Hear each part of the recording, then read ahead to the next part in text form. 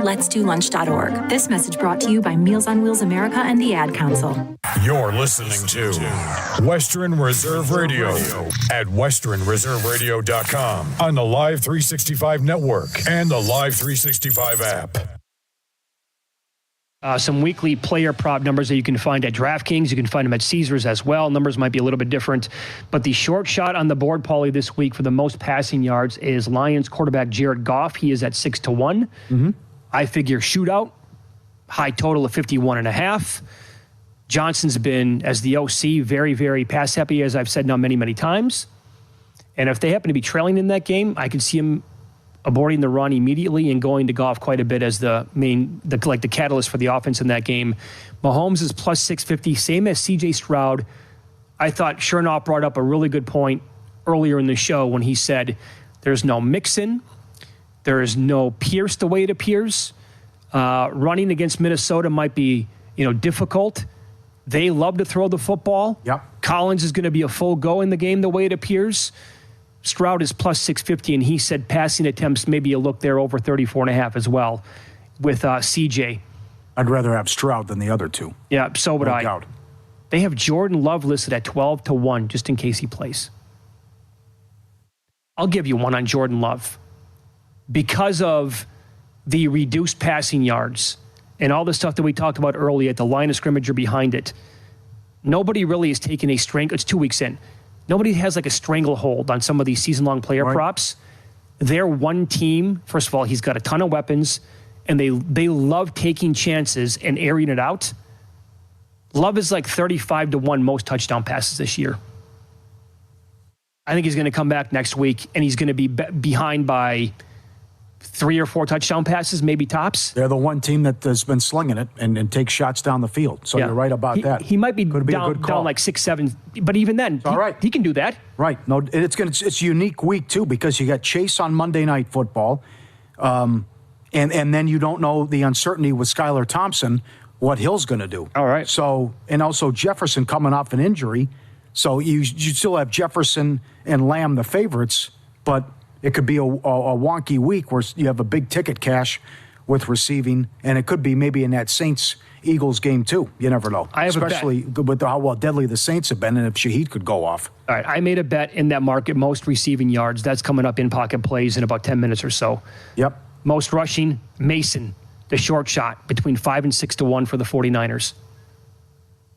He's going to get the ball plenty. Mm-hmm. Bijan's 12-1 against the Chiefs. Do they give him the ball enough? I don't know. That's the question. I don't know if he can get enough. Your boy Achane, 12-1. That's the recipe. I think that might be. Has to be. Yeah. How about the young quarterback? Nigel likes couple League Two matches. Bradford City against AFC Wimbledon and Colchester United, plus 105. You can go draw no bet if you want, or just take the sides in League Two, Bradford City and Colchester United. And earlier, Nigel broke down the EPL schedule, and we had a chance to catch up with him, and here's his unique perspective on the Premier League card. Hello, everyone. It's Nigel Seeley here from Betting Weekly. I'll give you my best bets on the Premier League this weekend. Unfortunately, I can't join Mitch and Paulie, but I've done a little video for you. And I think it could be the weekend of the unders in the Premier League. The unders have slightly having a little bit of a comeback after last year. Every match last season was cashing over 3.5. We saw very, very high goal lines on the Premier League matches, but the line is suddenly getting back to what we expect. A little bit normality has returned to the Premier League this season. The average goals on the season so far after 4 weeks are 2.6, so really not much in it. And I've got 3 matches today for you over the weekend, which I like under 2.5 goals. The first match is on Saturday, and it's between the two newly promoted sides, Southampton and Ipswich. I know we've only had 4 weeks of the season, but it's very hard to disagree with the fact that Southampton have been the worst team in the Premier League so far. Russell Martin's side have really found it hard to come into the Premier League and show the form that got them up last campaign. It's a big, big jump for them, and they're out of their depth at the moment. They're not creating any chances either. In their home match, their first home match of the season against Nottingham Forest, they created just 0.21 XG, which is extremely low. If you look at the other matches they've played this season, they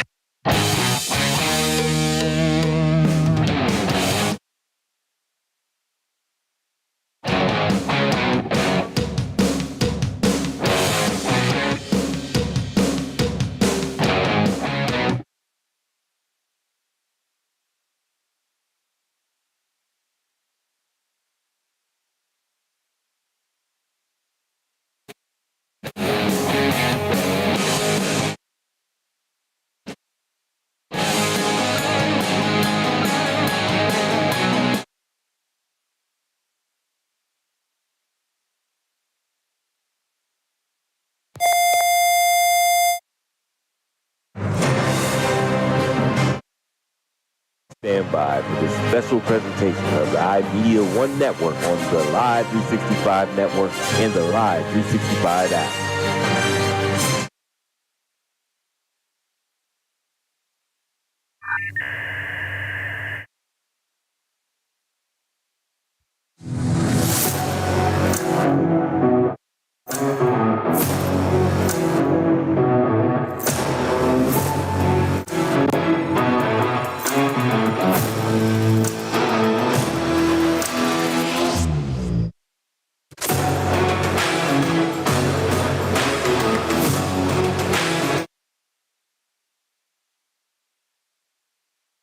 And we welcome you to the corner of State Route 170 and Dobbins Road here in Poland. As Western Reserve Radio and WRQX AM 600 are proud to bring you the Cleveland Cobras High School Football Game of the Week. And this week, the Poland Bulldogs at 3-1. They get ready to host the 4-0 Hubbard Eagles. Hello, everyone. Jim Craven with you, along with the coach, Bob Gessler, Dave Ferris, Matt Craven, back in the Gessler Propane Studio, pushing all the buttons, keeping us on the air as we get ready to bring you this Week 5 matchup. As the Bulldogs look to get back in the win column after they dropped their first game of the season last week in the Battle of 224. They dropped that one by a score of 17-10. Scoring went like this as Canfield would take a 7-0 lead with just about a minute left in the first quarter. And then in the second quarter, it would be Jay Stefanson that would cut the lead to 7-3. And Canfield, with just about 12 seconds left in the half, would kick a 22-yard field goal. And it would be 10-7. Going into the locker room. No scoring in the third quarter. Fourth quarter action, a 4-yard run by Enzo Coca would put the Cardinals ahead by a score of 17-3. And then with 3:23 left in the game, Chase Jones would run one in for the Bulldogs on a 3-yard run. Bulldogs with two opportunities to convert on fourth down to continue some drives. Had an opportunity to tie that game up. However, weren't able to get those. Again, they dropped their first game of the season. They fall to 3-1. The Cardinals improved to 2-2. Coach, a little bit of a disappointment there. First half started off sluggish. I'm sure they'll be looking to correct that. However, take a look at some of the numbers here from last week. Rushing for Poland, 34 carries for 151 yards. Canfield, 39 carries for 167. Very close in there, averaging about 4.3 yards a carry for each of them. But the one turnover that we did see that was a little concerning was in the first half, 0 for 5 on third down. They struggled. They could not keep those drives going. Yeah, that and defensively. I mean, coaching staff, I talked to a few of them, and they were very disappointed what they did as far as defensively and tackling. They were very, very disappointing because I know these guys are running. They're not wrapping up. They're not bringing them down, trying to arm tackle. So defensively, they need to shore it up. As far as offense, again, we talk about it all the time, mistakes. And in crucial areas, again, jumping instead of, 1st and 10 or 2nd and 7. Now they jump offside or something happens and they're backed up 5 yards. So they really shot themselves in the foot last week.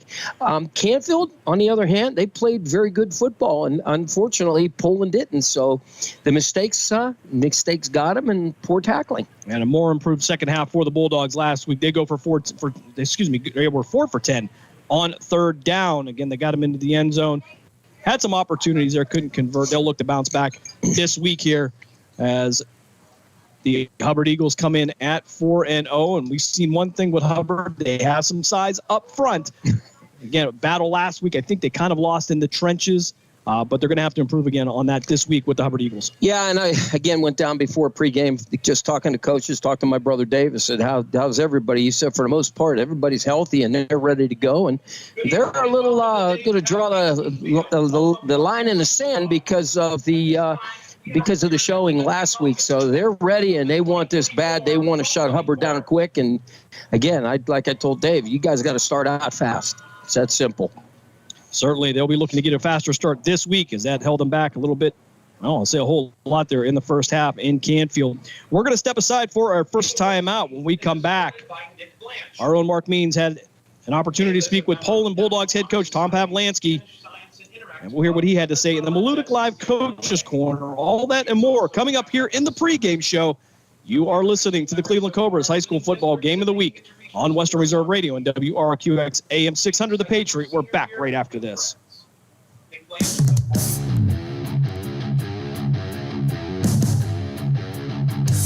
Catch all of the spring and summer action of Cleveland Cobras minor league football on the iMedia One network. Follow the Cobras as they compete against teams from around the region and beyond in pursuit of a premier amateur football league championship. And if you're looking to continue your playing or coaching career after high school, college, or even the pros, go to Facebook at Cleveland Cobras Football or call owner Jesse Caldwell at 330-416-3442. A part of the excitement of Cleveland Cobras football. Discount Power Sports at 778 North Main Street in Hubbard is hosting a raffle for a 125cc Ventura ATV. Tickets are $30 each and 100 tickets are available. For each raffle, when those 100 are gone, a winner will be drawn and a new raffle will begin. Tickets can be purchased at any Hubbard home game or at 778 North Main Street or by calling 330-717-4441. $1,500 from each raffle will go toward a scholarship for the Hubbard Youth Coalition. Nina's Pierogi House is your home for the area's best variety of pierogies. Daily specials include the Polish platter, the Hungarian platter, stuffed cabbage, and halushki. Having a last-minute get-together? Lena's has you covered with a wide variety of frozen take-home pierogies and dumplings. Go to Facebook at Lena's Pierogi House to see the weekly lineup of available flavors for dine-in or carry-out. Catch the best at Lena's Monday from 10 a.m. to 4 p.m. and Tuesday through Friday from 10 a.m. to 8 p.m. 20 North Main Street in Hubbard or call 234-254-8532. During the fall and winter, grilling season never ends, and Gessler Propane is your local supplier that makes sure you get your hard-earned money's worth. Why go to gas exchanges to pay higher prices for tanks not filled to capacity? Gessler Propane makes sure you're prepared for year-round grilling with 100% filled tanks at a reasonable cost. See Bob Monday through Friday, 10 to 4, and Saturday, 9 to 3 at Gessler Propane, 702 Youngstown Poland Road, Struthers, or call 330-755-9119. Gessler Propane. They got gas. We now return you to the Cleveland Cobras High School Football Game of the Week on the iMedia One network. Pregame show continues, joined by the head coach of the Poland Bulldogs. And Coach, I know things didn't go your way last week the way you wanted them to, but let's go back and look at the game. What do you take from last week's loss to Canfield? I'm just really proud of the kids about how hard they played, how hard they competed. Had a couple chances under.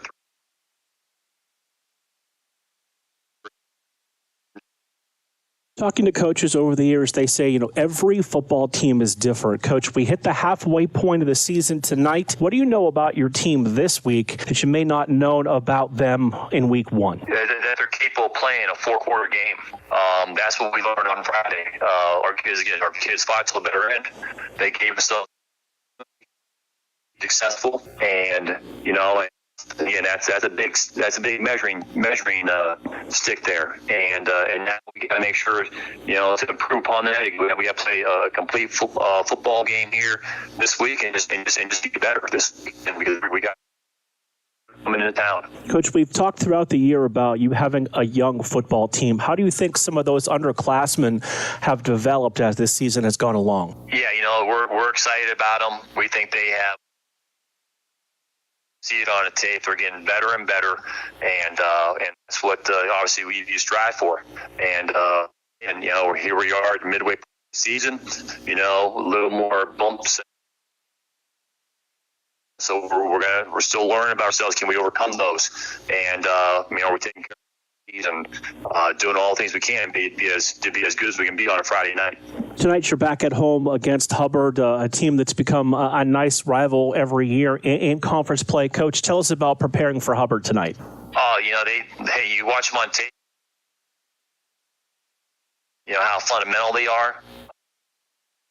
Team's offense and defense, and they got a strong senior quarterback who is playing really well, and he's got a nice selection of weapons all around him. And so, we got to work it out for us. How do you approach a quarterback like that has shown the ability to throw the football, but is also the team's leading rusher? Yeah, we have to make sure we get him on the ground. That's the biggest thing. Make sure we get him on the ground and trying to give up too many big plays. And, he's going to complete some passes because he's that skilled, he's that good. And we just got to make sure that we keep him in front of us and that, make him play another play.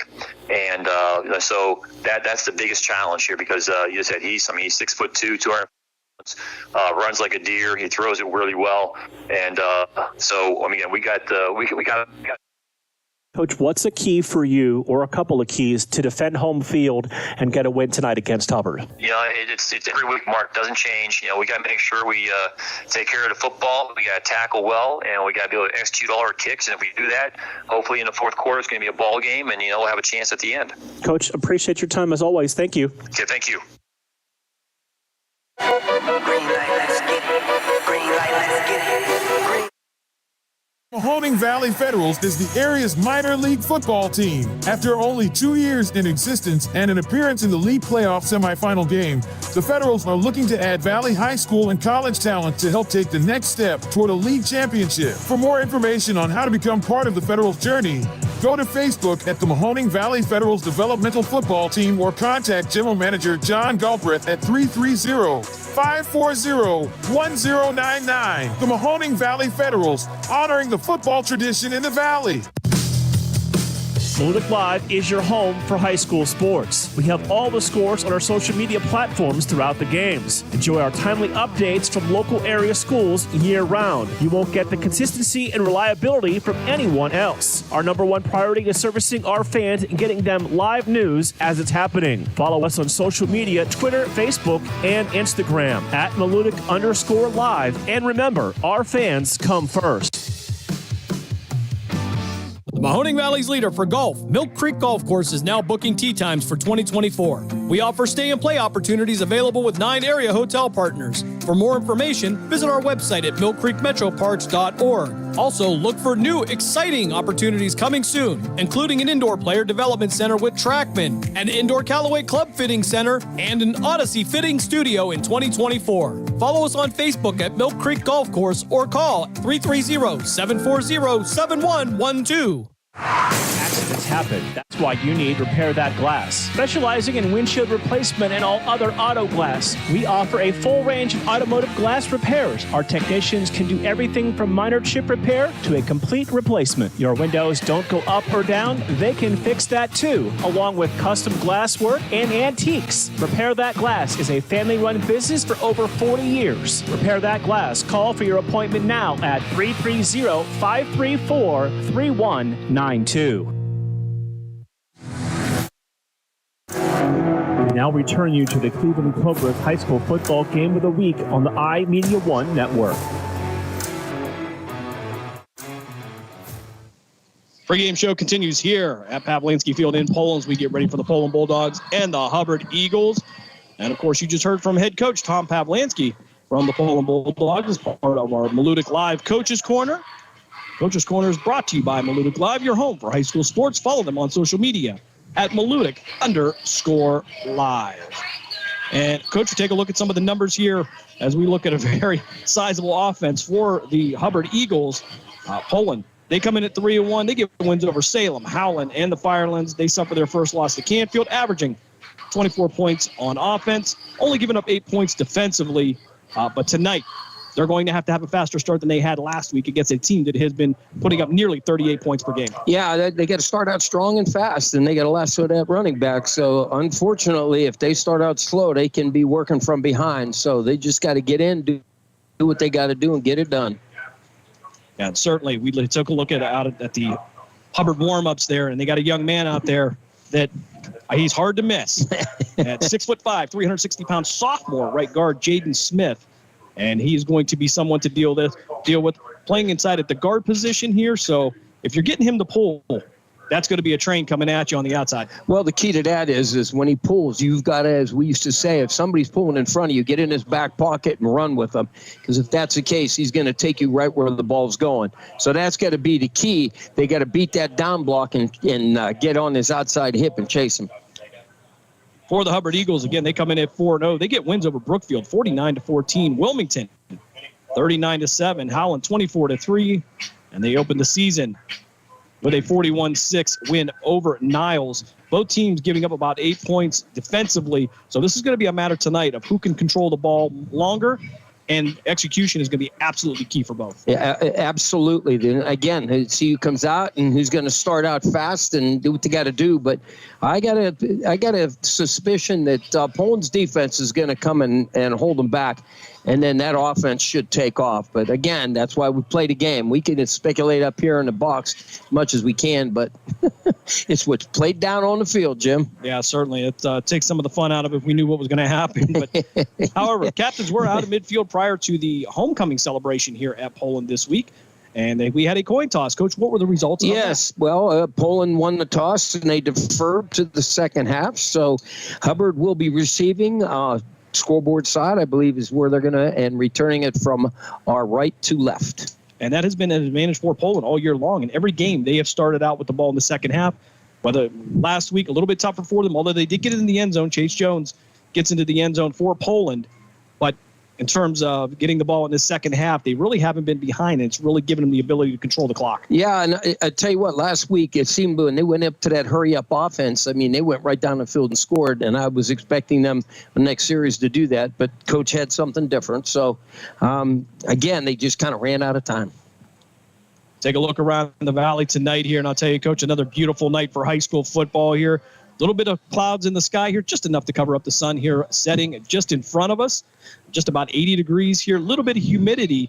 We've seen some cramping during the season, but tonight, again, it's kind of warm, a nice breeze, but a perfect night for football, and especially for homecoming. Yeah, that's for sure. We only had that one glitch, and I think it was week 2, where we're up in a little bit of rain, and that was week 3. Well, a little wet up there, and we played on natural grass, so it was a little sloppy. So, again, that's why you play football. It's that time of year. Yeah, certainly that was a wet night up there, and I think the band got the worst of that here. I hear a lot of cell phones weren't working after the game, but oh boy. Nonetheless, here Poland looking to bounce back here after that loss last week. We're going to step aside for another timeout. When we come back, we're going to get you all set up and ready for kickoff here on the Cleveland Cobras High School Football Game of the Week on Western Reserve Radio and WRQX AM 600. The Patriot. We're back right after this.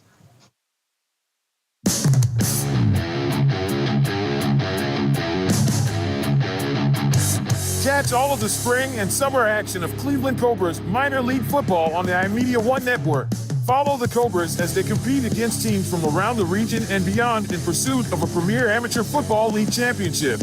And if you're looking to continue your playing or coaching career after high school, college, or even the pros, go to Facebook at Cleveland Cobras Football or call owner Jesse Caldwell at 330-416-3442. Be a part of the excitement of Cleveland Cobras football. Discount Power Sports at 778 North Main Street in Hubbard is hosting a raffle for a 125cc Ventura ATV. Tickets are $30 each, and 100 tickets are available. For each raffle, when those 100 are gone, a winner will be drawn and a new raffle will begin. Tickets can be purchased at any Hubbard home game or at 778 North Main Street or by calling 330-717-4441. $1,500 from each raffle will go toward a scholarship for the Hubbard Youth Coalition.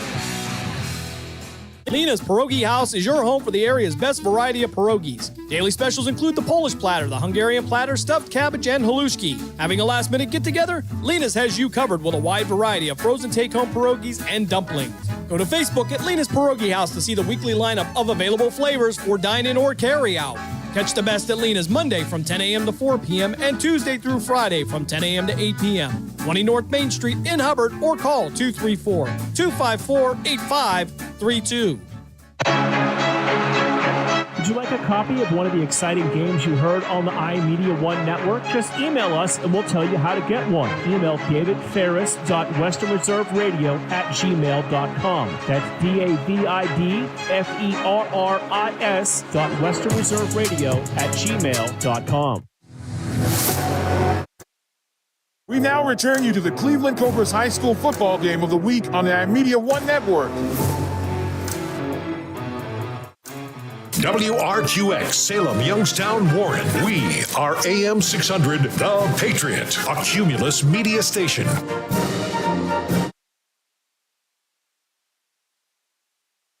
Pregame continues here as we start to take a look at the starting lineups for these teams. As a matter of fact, we're going to step aside. We'll keep it right here, Dave. We just came back from a break for the national anthem. We'll give you the starting lineups here as we get ready for week 5 of the Ohio high school football season on a beautiful night here in the Valley. Of course, over on Western Reserve Radio 2 with Mark Means and Dave Clark. You can tune in for the Struthers Wildcats at the South Range Raiders, which should be a fantastic game there, Coach.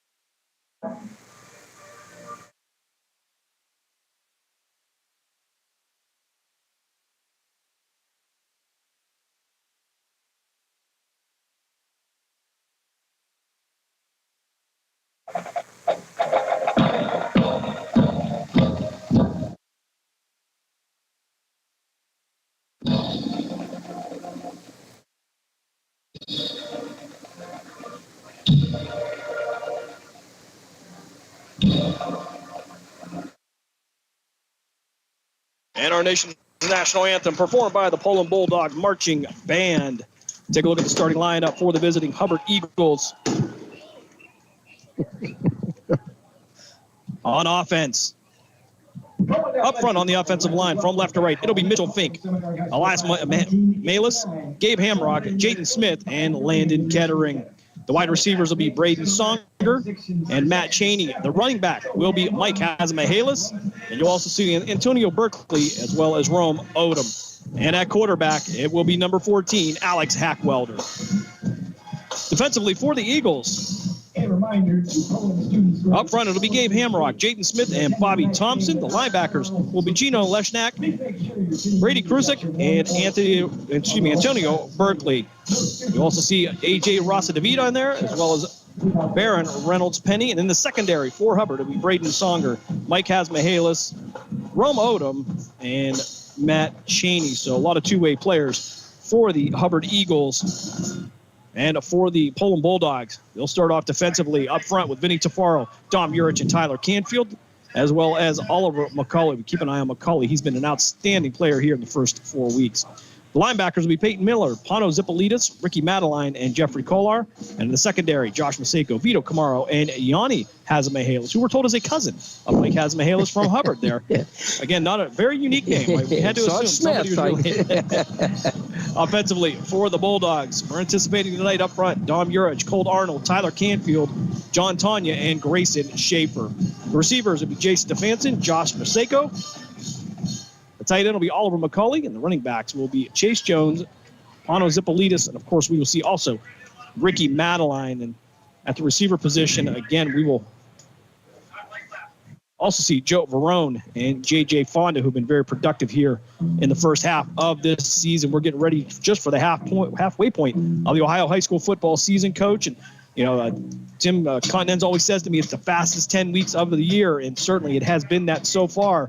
We're halfway through here, starting to count computer points and get ready for the playoffs. It'll start just after October 25th. Yeah, and everything's going to be a tight race, so you got to make sure that keep them W's coming in that win column because it can slide real quick.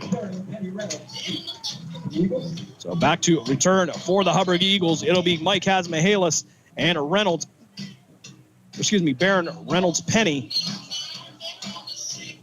Poland will be kicking off from left to right. Poland in their all blue home uniforms. Hubbard will be in their white jerseys, blue numerals, gray pants, and the gray helmets. And we're told the gray is a new thing this year, as Jay Stefanson will line this one up.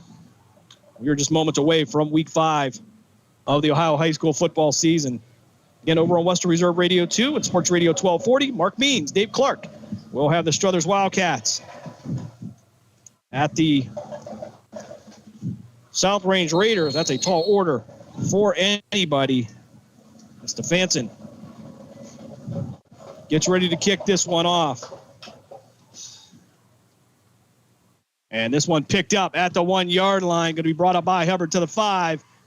Out to the 20. Going to take it out near the Poland sideline with some room to run past the 20.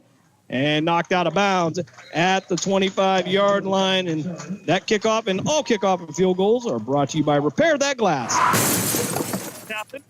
That's why you need Repair That Glass, offering a full range of automotive glass repairs. For an appointment, call 330-534-3192. So Hubbard will start off 1st and 10 at their own 24-yard line. Hubbard averaging just over 38 points a game.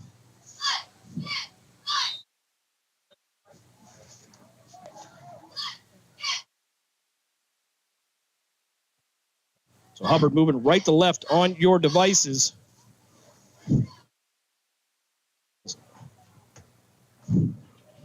I'll hand this one right up the middle with some room to run. Going to drag a few Poland defenders down to the 32-yard line. That's Antonio Berkey. We have him listed as 2, but he got a 0.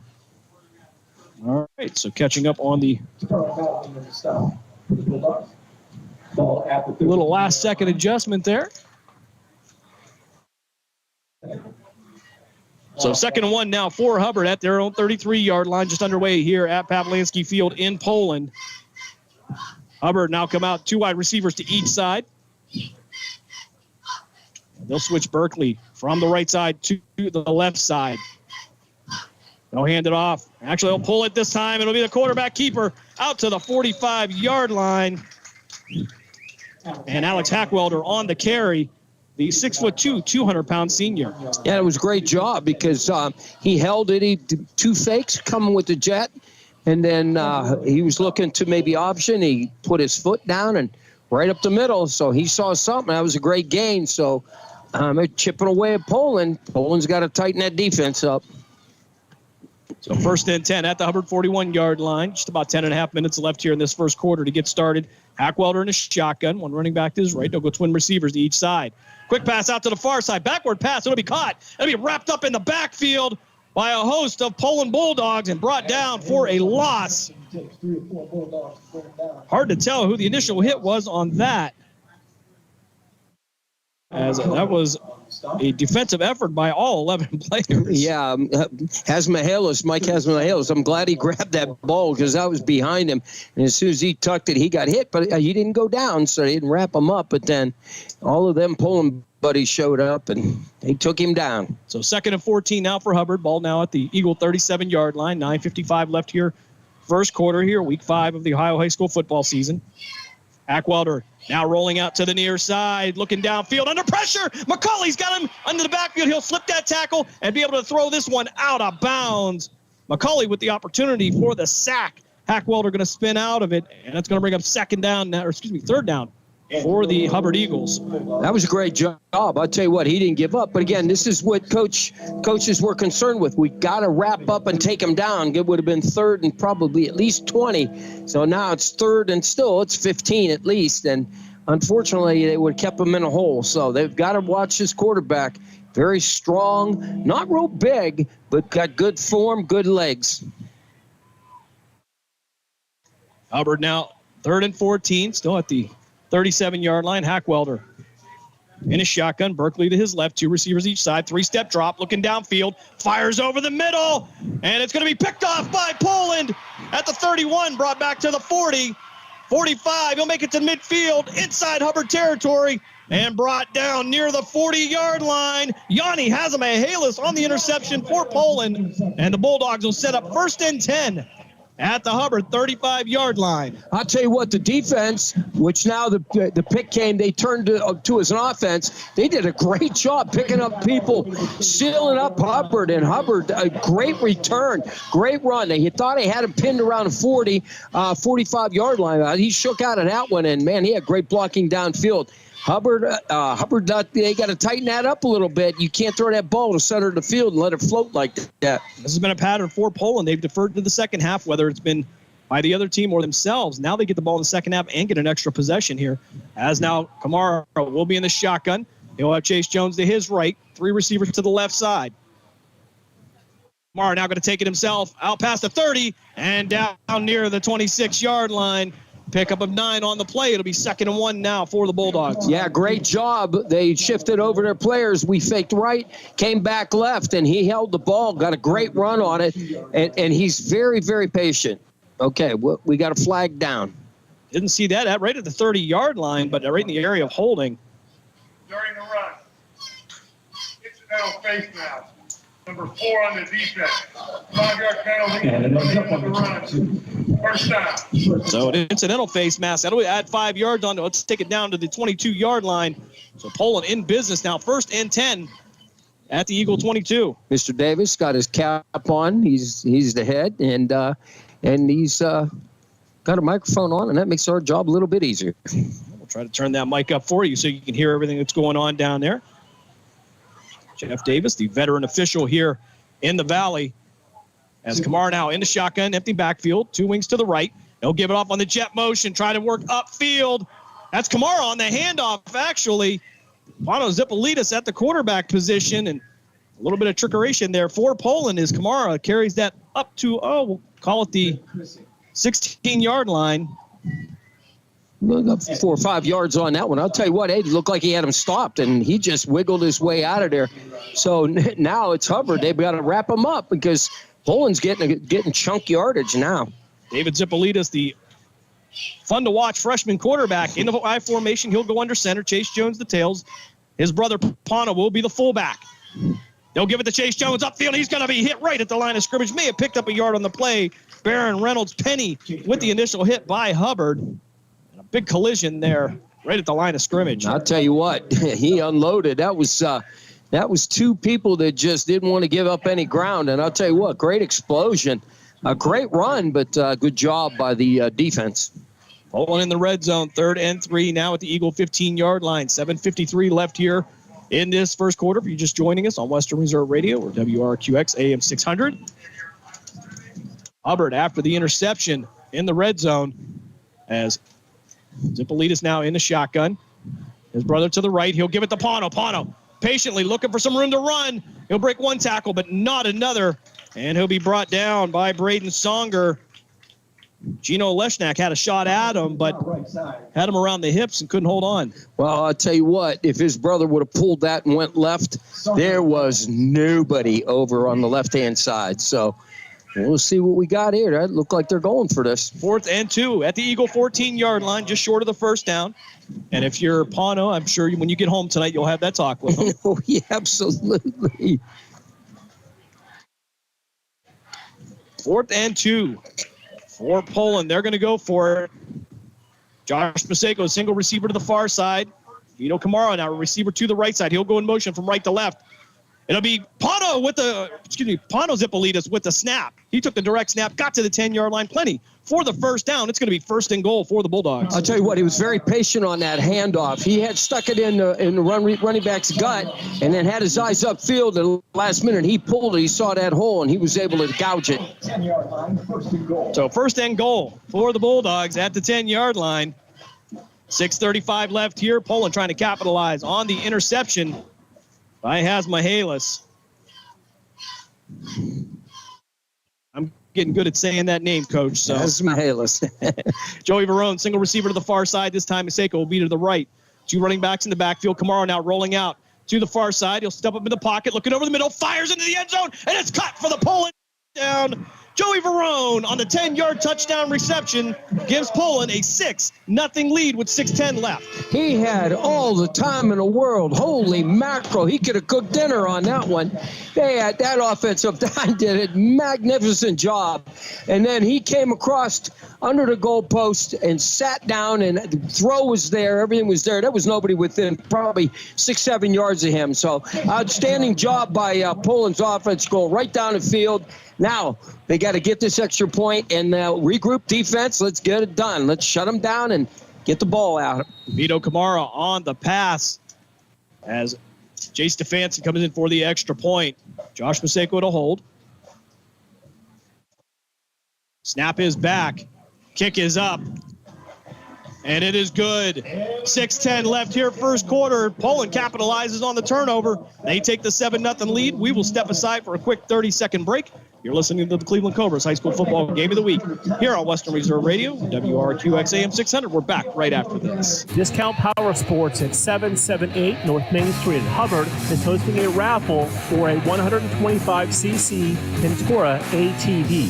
Tickets are $30 each, and 100 tickets are available. For each raffle, when those 100 are gone, a winner will be drawn and a new raffle will begin. Tickets can be purchased at any Hubbard home game or at 778 North Main Street or by calling 330-717-4441. $1,500 from each raffle will go toward a scholarship for the Hubbard Youth Coalition. We now return you to the Cleveland Cobras High School Football Game of the Week on the iMedia One Network.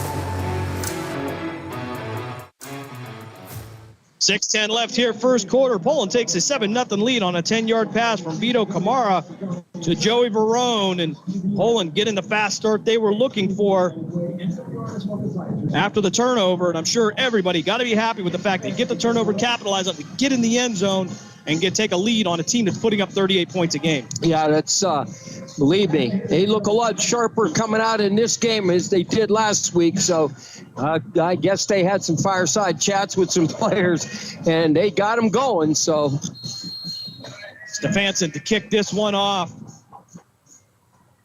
course, all the kickoffs brought to you by Repair That Glass. Stefanski going to put the boot into this one. It'll head down towards the goal line and picked up at the 1-yard line. Again, brought out to the 10. We'll bring it out to the Eagle sideline and be brought down at the 15-yard line. That's going to be J.J. Fond on the special teams tackle. Yeah, it was a great job. He went right down there. He squared up. He tried to jump a little bit, but I'll tell you what, Fond was right there on him. Kept his shoulders square and made a perfect tackle. So now they kept them pinned. They got a ball around the, I'm going to say 16-yard line. 6:05 left here in this first quarter. And, of course, we'll bring you scores from around the valley here. Give you an interesting one right after this. Of course, brought to you by Discount Power Sports all year long. And Hackwelder now in the shotgun. One running back to his right. Twin receivers to the near side. We're going to send a man in motion. We're going to have a flag. And we're going to have a false start here coming up against Hubbard. Yeah, they were not set. Something they... little confusion on the wing. Was supposed to go in motion, and quarterback's just going, come on, and it didn't happen. So I'll knock him back 5. It'll be 1st and 15 for the Eagles. They'll mark the ball at the Hubbard 11-yard line. Now, as long as their defense holds, don't jump, don't create anything. Well, you just want to throw that out there and jinx it. Well, no, just talking. That's coach, just talking. So Hackwelder now in the shotgun. Again, man in motion from left to right. Hackwelder keeping himself upfield, and he's going to be brought down near the line of scrimmage. And that's going to be Ryan Taylor on the initial That's going to be Vince Tafaro on the initial contact. Yeah, I tell you what, Vince, he got held, just like you play it. Heel depth, sit. They're going to come to you, and that's exactly what he did. He just stayed square to that line of scrimmage, and unfortunately, he had nowhere to go. And you bring up a pet peeve of mine a lot of times, the front four, even the linebackers, playing over-aggressively, overrunning the ball and not being patient. And certainly in that case, he was. Yeah, and you hit it up underneath, so that's a great job. So Hackwelder now in a shotgun, running back to his left. This time he'll hand it off the right side. May have picked up a yard on the play if they'll give him credit for that. And I believe that's going to be Berkeley on the carry for Hubbard. That'll bring up 3rd down and 13 now for the Eagles. And that was Vince Tafaro on the tackle. I'll tell you what, he's beating his guy up front. And it's the speed. He's getting his hands engaged, and he's stepping, and he's going, and he met him and right at the line of scrimmage. So, Coach, we'll give you a Discount Power Sports scoreboard update over on Western Reserve Radio 2 and Sports Radio 1240. Struthers with a 7-6 lead over South Range. That's good. I tell you what, that's a football game there. I'd like to see that one. Hackwelder, 3-step drop back to pass, fires down the Hubbard sideline, and he's going to connect with it at the 50 and be brought out at the 46-yard line.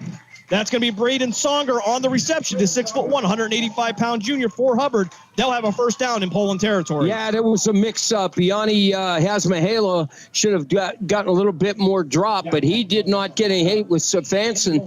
He should have been over the top, and he found that soft spot, and he just dropped it right in there. So they've got to be aware of that. Alex Hackwelder with a beautiful pass down the sideline. A little underthrown, but picked up nonetheless by Songer. Hackwelder now back in the shotgun. He'll hand it off this time to Berkeley. He'll get past the 45, down near the 43-yard line. It'll be pick up a 3, 2nd and 7 now for Hubbard on the Poland side of the field. Yeah, I'll tell you what, that was a lot of hard running there. There wasn't much. I believe the line had him low, but he kept them Pistons pumping, so. Hackwelder will bring in the play from the sideline. Mike Hasmahalis, the receiver to the far side, twin receivers to the near side. Songer will be the outside receiver. Ball at the 43-yard line. 3-step drop by Hackwelder, looking downfield, looking down the sideline. He's got an open receiver again, and it's going to be dropped at the 3-yard line. Pass intended for Braden Songer, and I think Songer's going to have nightmares about that one when he sees the film. Yeah, but Stefanson's got to get depth. He's not running with him. He's got to get more depth on that because he was open again. They're high-lowing him, and they're comboing him, but he's getting open, so he's got to get more drop, and he's got to be looking for that ball. Yeah, Hasmahalis, the safety for Poland, trying to work his way over. Couldn't get over there in time. It'll bring up 3rd and 7 now for the Eagles at the Poland 43-yard line. 3:53 left here, first quarter. Poland with a 7-0 lead. Hubbard trying to answer on this drive. Twin receivers again to the near side. Hasmahalis to the far side. Hackwelder in a shotgun.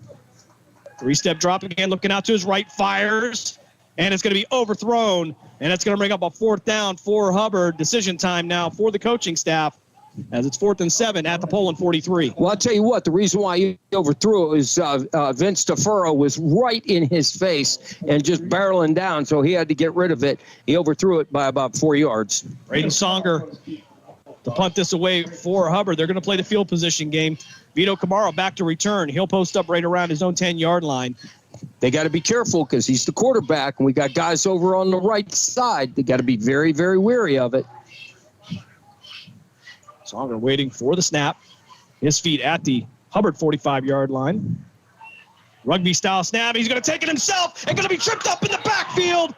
Pano Zipolidis with the tackle. A turnover on downs. And Poland will have it 1st and 10 near their own 45-yard line with 3:44 left here in the first quarter. I saw that coming. I'll tell you what. They tried to clear that far side. They put 4 people on the right side. They tried to clear that out so he could run right. He held the ball almost like a rugby kick. But I'll tell you right now, they were ready for him. So that was a great job by the defense, special teams. So actually mark this at the Poland 44-yard line. Get the whistle for play. 1st and 10, 3:44 left here, first quarter. Bulldogs with a 7-0 lead. They'll go I formation this time. Quarterback under center with twin receivers to the near side. David Zipolidis out, rolling out. Almost brought down in the backfield. He'll break a tackle, and he's going to throw it downfield. Hubbard at the Eagle 15-yard line. So an exchange quickly here on the first play of the drive and pretty much results into a punt for Poland. But he should have probably tucked it and went. He had the sidelines, but when he broke off, he saw that open up, but he didn't get a good throw on it. He was rolling his right, didn't play on his feet, and it kind of hung up. But if he'd have ran, he could have got some big yardage on that. David Zipolidis at quarterback for that play. Chucks it downfield, picked off by Hubbard. Braden Songer, he catches that one after dropping that near touchdown at the 3-yard line. That's what he said, had to redeem himself. Certainly did that here. He'll get the ball back here. Berkeley to the right of Hackwelder this time. 3 receivers to the near side. Hackwelder going to pull it himself, try to get it downfield. He'll break contain, and Jay Stefanson going to chase him down and bring him down at the 26. They'll give him the 27-yard line. Pickup of 11. It's going to be a first down for Hubbard. Vince DeFaro is he's eating his guys up because I'll tell you what, he was in the backfield, but unfortunately he didn't get enough depth and the quarterback was able to get around him. But I'll tell you what, he's really doing a good job up front. He's beating his guy up big time. They're going to have to start running absolutely away from him as DeFaro has started on fire here. And I'm sure that Alex Hackwelder doesn't want to become that acquainted with him tonight. Senior quarterback, tall guy, 6'2", 200 pounds. One receiver to each side of a wing left. Send a man in motion. They'll pitch it off. And it has Mihalis. He'll try to make a move, and he'll be brought down at the 27. No gain on the play. 2nd and 10 now for Hubbard. Yeah, that was a good job. I'll tell you what, they had that. So actually, as I was corrected, it was pitched to him going forward, so it's a complete pass. Yeah. Yes, it's a pass. When they flip it in the middle of air, yes, that's what a they smart technique, though, because if it falls, it's incomplete. It's incomplete. Instead of trying to hand off in a jet, they flip it up. Absolutely. But if Vinny Tafaro's chasing me down, I hope it's incomplete. You ain't kidding. It'll be Roma Odom now in the slot to the far side. This time, Hackwelder, 3-step drop, looking out to his right. Steps up in the pocket under pressure. He'll slip a tackle, but then he won't get away the second time. And sing along if you know the words there, Coach. It's going to be Tafaro and Pano Zipolidis causing havoc in the backfield. Oh, absolutely. They were all over their men. He didn't have it. I'll tell you what, he had somebody on a deep 15 out, was wide open. I don't know what happened with the defensive back, but there was no way he was getting that ball to him. So the right side of Hubbard's offense is just they are having a heck of a time with the left side of that defense, and it's just it's a war out there. So Songer, the receiver to the far side this time. They'll go twin receivers to the near side. That'll be Odom and has Mihalis. Hackwelder back to pass, flag on the play coming in.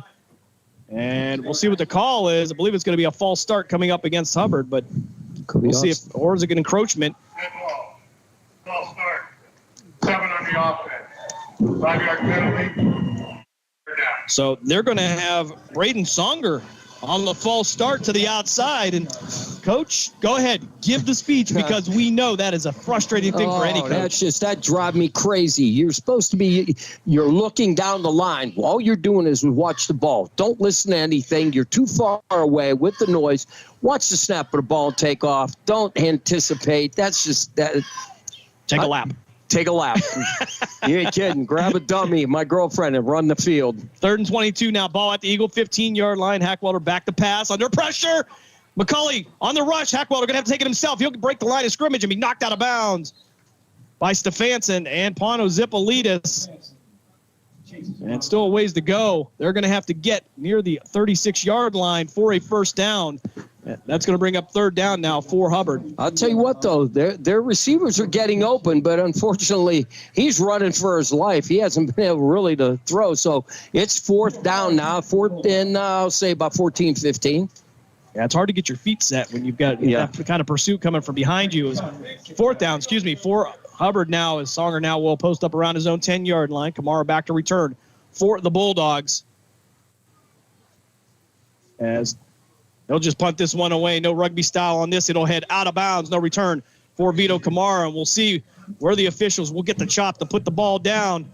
And our line judge will start at the 35. He'll pass the 40. And they'll mark it at the Poland 45-yard line. For the second possession in a row, Hubbard will have the ball 1st and 10 at their own 45. 36 seconds left here in the first frame. Poland with a 7-0 lead over the undefeated Hubbard Eagles. Well, offensively, Poland's just got to be patient and keep doing what they're doing. When they run the ball, they're chunking yards there. So be patient, run the ball, then throw the short pass. I've always said you don't need the long ball. Just try to just keep chipping away. And it seems like their mistakes come on plays where they're just trying to do too much. Exactly. So Kamara now into shotgun, twin receivers to each side.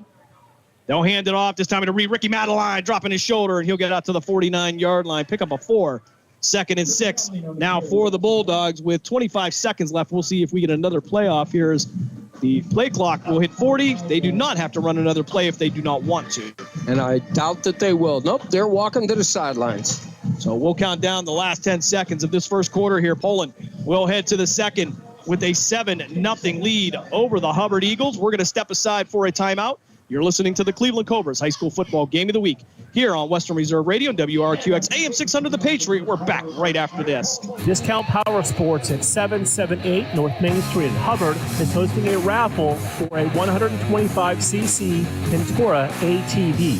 Tickets are $30 each, and 100 tickets are available. For each raffle, when those 100 are gone, a winner will be drawn and a new raffle will begin. Tickets can be purchased at any Hubbard home game or at 778 North Main Street or by calling 330-717-4441. $1,500 from each raffle will go toward a scholarship for the Hubbard Youth Coalition. During the fall and winter, grilling season never ends, and Gessler Propane is your local supplier that makes sure you get your hard-earned money's worth. Why go to gas exchanges to pay higher prices for tanks not filled to capacity? Gessler Propane makes sure you're prepared for year-round grilling with 100% filled tanks at a reasonable cost. See Bob Monday through Friday, 10 to 4, and Saturday, 9 to 3 at Gessler Propane, 702 Youngstown Poland Road, Struthers, or call 330-755-9119. Gessler Propane. They got gas. Now return you to the Cleveland Cobras High School Football Game of the Week on the iMedia One Network. We'll flip sides of the field here now. Poland with the ball. 1st and 10 at their own 48-yard line. Are now into shotgun. He'll take the ball off the right side, keep it himself. And he'll be brought down in the backfield. Flag will come in immediately in the area of holding. A second flag will come in from the line judge. So one from the referee, one from the line judge. Boy, that didn't look good. Poland's walking backwards. Let's see if we can get the call from our official here. Holding. 68 on the offense.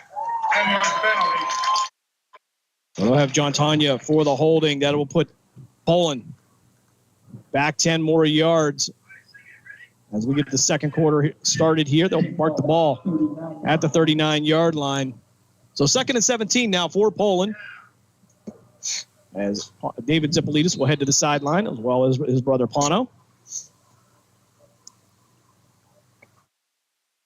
Sunset here in Poland. Beautiful night. Chance of rain as Kamara now in the shotgun. Twin receivers to the near side. Chase Jones in the backfield. Kamara back to pass. And he'll try to get this out to Chase Jones on a kind of a screen pass, but he'll overthrow him. Chase Jones not the tallest guy out there, but he'll overthrow him, and that will if he bring plants up third down. If he plants his feet and throws it to him, he had 3 linemen out there, and they were already probably 5-6 yards down the field. Oh my, they would have had some chunk yardage on that one. But instead, it'll be 3rd and 16 now. Ball at the Poland 39-yard line. 11:35 left here in this first half. Bulldogs with a 7-0 lead over the Hubbard Eagles. Ruby Barone, the outside receiver, to the near side. Kamara rolling out to the near side under pressure. Fires it out towards the sideline. It's going to be caught. Is it intercepted to go out of bounds? And Hubbard, with their second interception of the night, will get the ball. 1st and 10 near the Poland 48-yard line. We got a flag. I'm going to say roughing the passer. Well, it's right where it was at, Jim, so I don't know. The referee and centerman will speak about that. We'll see if they can figure it out. Poland's offense not leaving the field. Hubbard's defense remaining on there as well. That's what it looks like anyway. Personal foul. Roughing the pass. 15-yard penalty from the previous spot.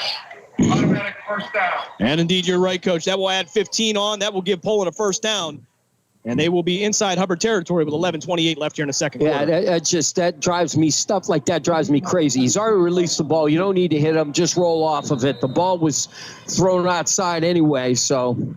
Ball marked at the Hubbard 46-yard line. Vito Kamara bringing the play in from the sideline. Poland with a 7-0 lead over Hubbard. Bonda The receiver to the near side. Have McCauley at the tight end on the left side. Maseko now the receiver to the far side. Kamara back to pass. Fires down over the middle. Looking for Oliver McCauley. He's going to be knocked down. A flag's going to come in at the 12-yard line. Pass interference coming up against Hubbard. He was thrown into double coverage, and McCauley was able to draw the penalty. Yeah, I mean, he got hit right as he was going up for the ball, so I'm sorry to say that was a good call. That'll only be, I believe, 10 yards, so. Number 20, 15-yard penalty. Although thrown into double coverage, they're going to have Mike Hasmihalis on the penalty for Hubbard. They'll mark the ball at the Hubbard 31-yard line. 11:22 left here, second quarter. Poland now 1st and 10 with the 7-0 lead. Their long passes have been a little bit shaky today, and again, I don't know why they're going so deep, but again, that's Coach C saw something, and it's just not getting done. Maseko to the far side now, 2 running backs in the backfield. Kamara plant his feet, fires down here, looking for Josh Maseko in the end zone, and it's going to be intercepted again by Hubbard. And Hubbard will have the ball 1st and 10 with 11:14 left here in the second quarter. 3rd interception of the day for the Poland Bulldogs. 2nd one by Vito Kamara. Yeah, again, that ball hung up. If he throws it, he had him beat by at least 3 yards, but unfortunately the ball hung up and it went right to the Hubbard defender.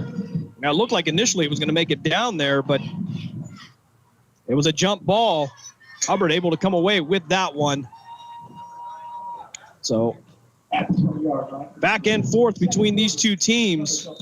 Well, and here's the problem too, Jim. The defense has been on the field now quite a bit.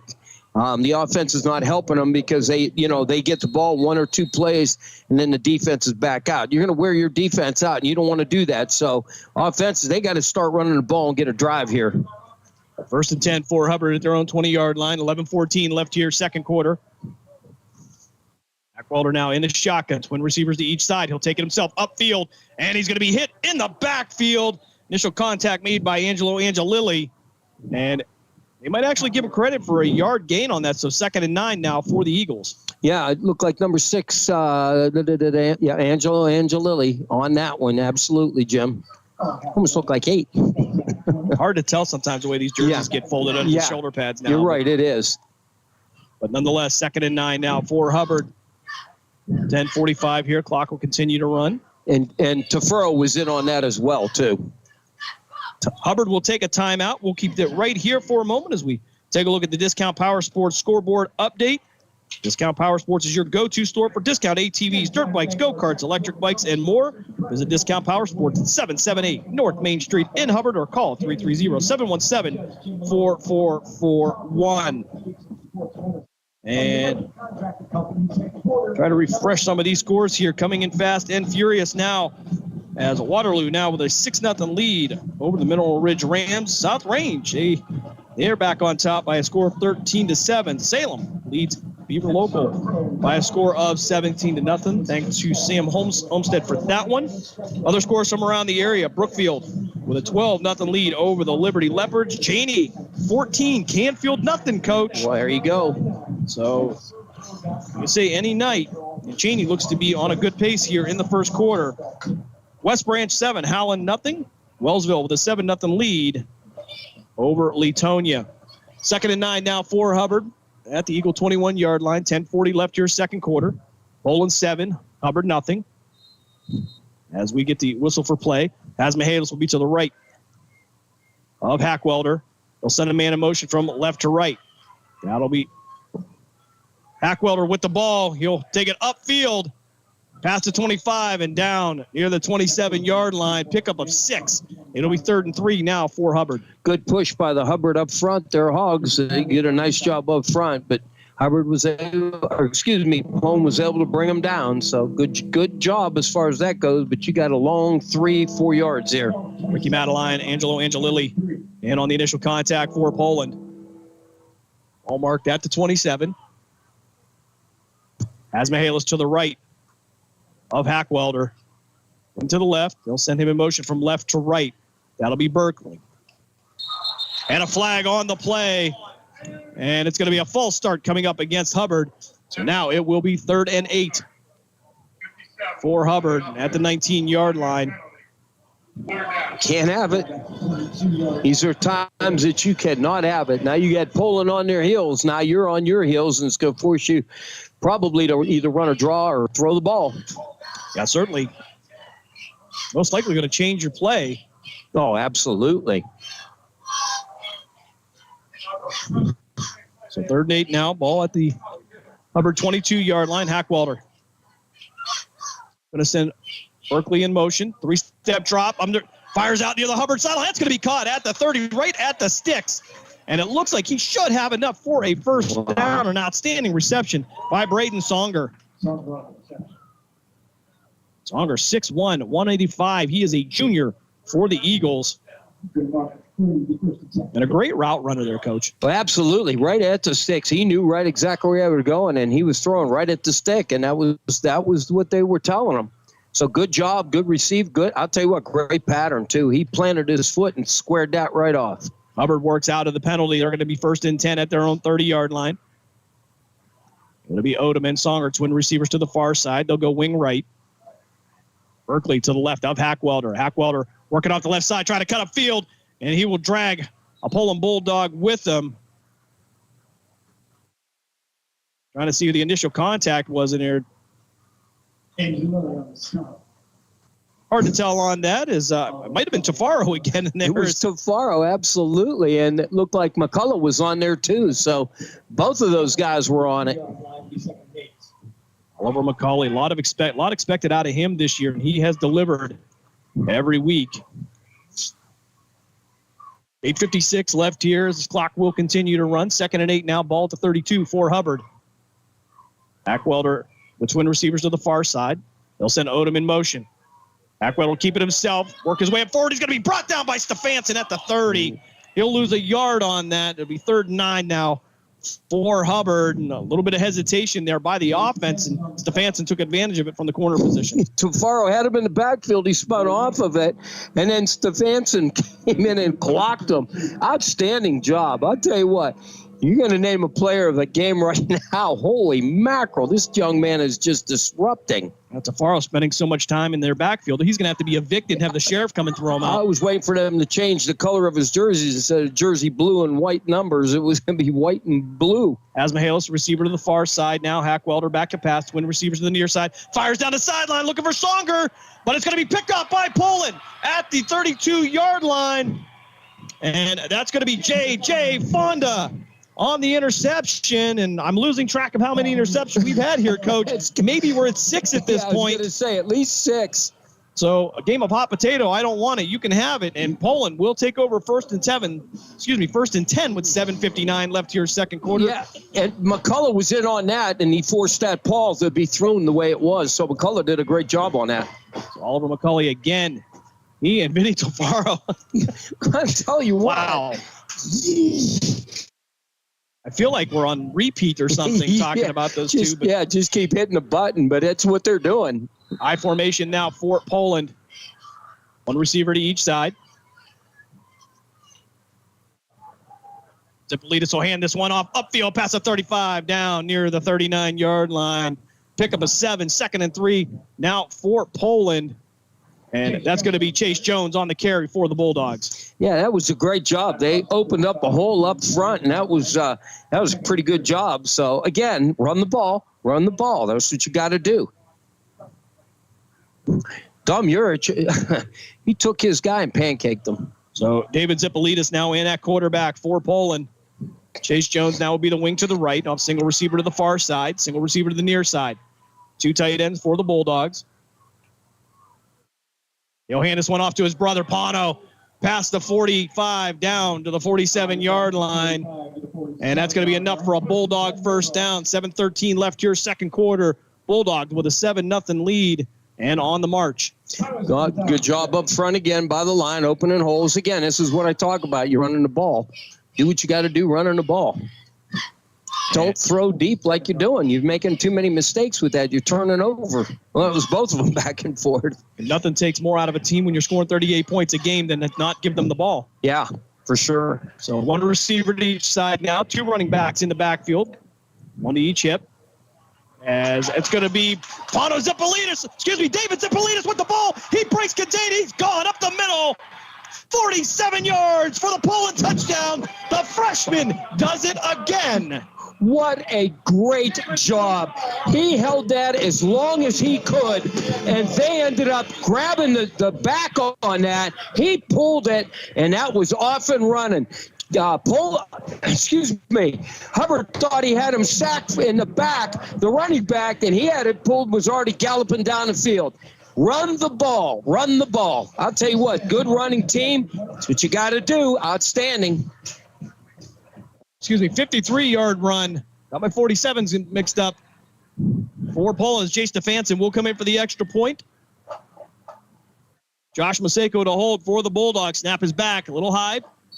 Maseko get that one down, and it is good. 6:38 left here, second quarter. Poland takes a 14-0 lead over the Hubbard Eagles. We'll step aside for a 30-second timeout. You are listening to the Cleveland Cobras High School Football Game of the Week here on Western Reserve Radio and WRQX AM 600. We're back on the other side of this break.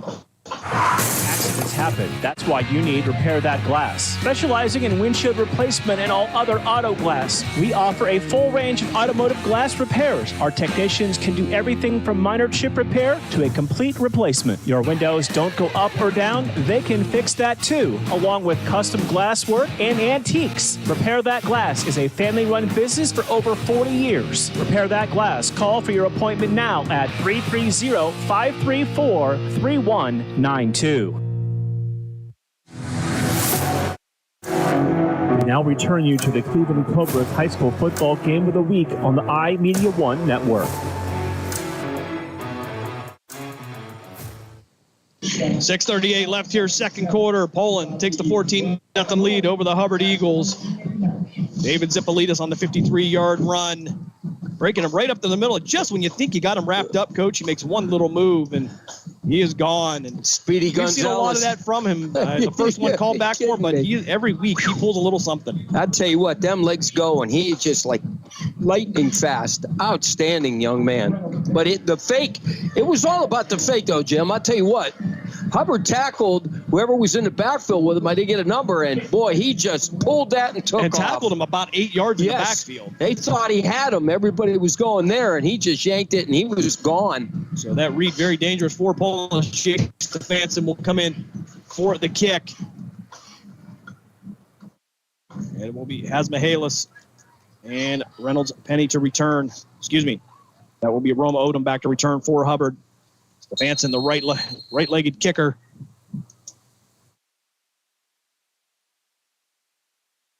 Stefanson going to approach this one on the Repair That Glass kickoff. It'll be picked up in the end. So that's where they will blow that one dead. Thank you, Dave. Kickoff was brought to you by Repair That Glass. Accidents happen. That's why you need Repair That Glass, offering a full range of automotive glass repairs. For an appointment, call 330-534-3192. Hubbard will take over 1st and 10 at their own 20-yard line with just 6:37 left here in the half. Yeah, I'll tell you what, when you kick him in the end zone, that's a beautiful defense. No chance of a return on that one. No, that's beautiful. Of course, in high school, you cannot run them out of the end zone. So Hubbard now 1st and 10. A little bit of confusion in the backfield as Terry Miller will come in. He'll be the receiver to the far side. 3 receivers to the near side. Ackwelder in the shotgun. Ackwelder with the handoff up the middle. Hubbard will pick up 2 or 3 on the play. It'll be 2nd down now for Hubbard as the clock will continue to run with 6.5 minutes left. I'd like to tell you who made that, but it was the whole interior line of Poland. I'll tell you what, 4 guys hit him at one time, so you can't even pick out a number on that one. Wow. And you literally talk about 11 hats to the ball. Poland has done that here through the whole first half. I'll tell you what, they unloaded on him. He got, he gets 2 yards, but he paid for that one. 2nd and 8. Again, they'll go 3 receivers to the near side. Terry Miller to the far side. Hackwelder to shotgun. 1 running back to his right. He'll roll out near the Hubbard sideline. Fire. And it's going to go through the hands of Hasmahalis. That'll bring up 3rd and 8 now for Hubbard. Still at the Eagle 22-yard line, 5:52 left here in this half. Yeah, I'll tell you what, I thought he had the ball, but he bobbled it and went out of bounds, and then it looked like somebody else was standing there. I thought they might have caught it and stayed in bounds, but it dropped to the turf. So this is going to be 3rd and long now. Again, we already know that they're going to try to throw something out. They got to get the stick, so let's be smart back there. 3rd down conversions important here in a low-scoring game. As Miller now will go to the far side. Odom will be the slot to the far side. Twin receivers to the near side. Ackwelder in his shotgun. Berkeley to his left. Ackwelder back to pass under pressure, and McCulley's going to wrap him up. He'll be helped out by Pano Zipolidis, as well as guess who, Coach? Vinny Tafaro. And it's going to be a sack for the Poland Bulldogs. 4th down now for the Eagles. Yeah, they were trying to go downfield. You can't hold the ball that long, and because their offensive line has not done a good job up front, so too much time. So a team effort here by the Poland Bulldog defense. 5:25 left here in this half. And we talked about that, Jim. We talked about what's Poland's defense going to do, and they've done a great job so far. Certainly a Songer getting ready to punt this one away. He'll post up around his own 4-yard line. Kamara right near midfield for Poland to return. Good snap here. No, Songer will get this one away. This is returnable by Kamara. He'll pick it up at his own 49, bring it into Hubbard territory, get to the outside. He's got one man to beat, and Mihalis is going to knock him out of bounds near the Hubbard 21-yard line. And Poland will set up 1st and 10 just outside the red zone. Great return. Good job by the special teams. They walled it inside. He was able to beat the first guy on the outside and off to the races. That's a great job. Hubbard's in trouble right now if they go down there and score, because that'll be points right before the half. Yeah, back on their haunches a little bit is Hubbard trying to recover as Poland has come out just a blazing here in the first half, other than the multiple exchange of interceptions that we've had on both sides. And I think, again, that's both teams maybe Poland trying to do too much, but Hubbard with too much pressure in the backfield. Yeah, absolutely. So you're 100% right, Jim. But here's the thing. Poland is a running team.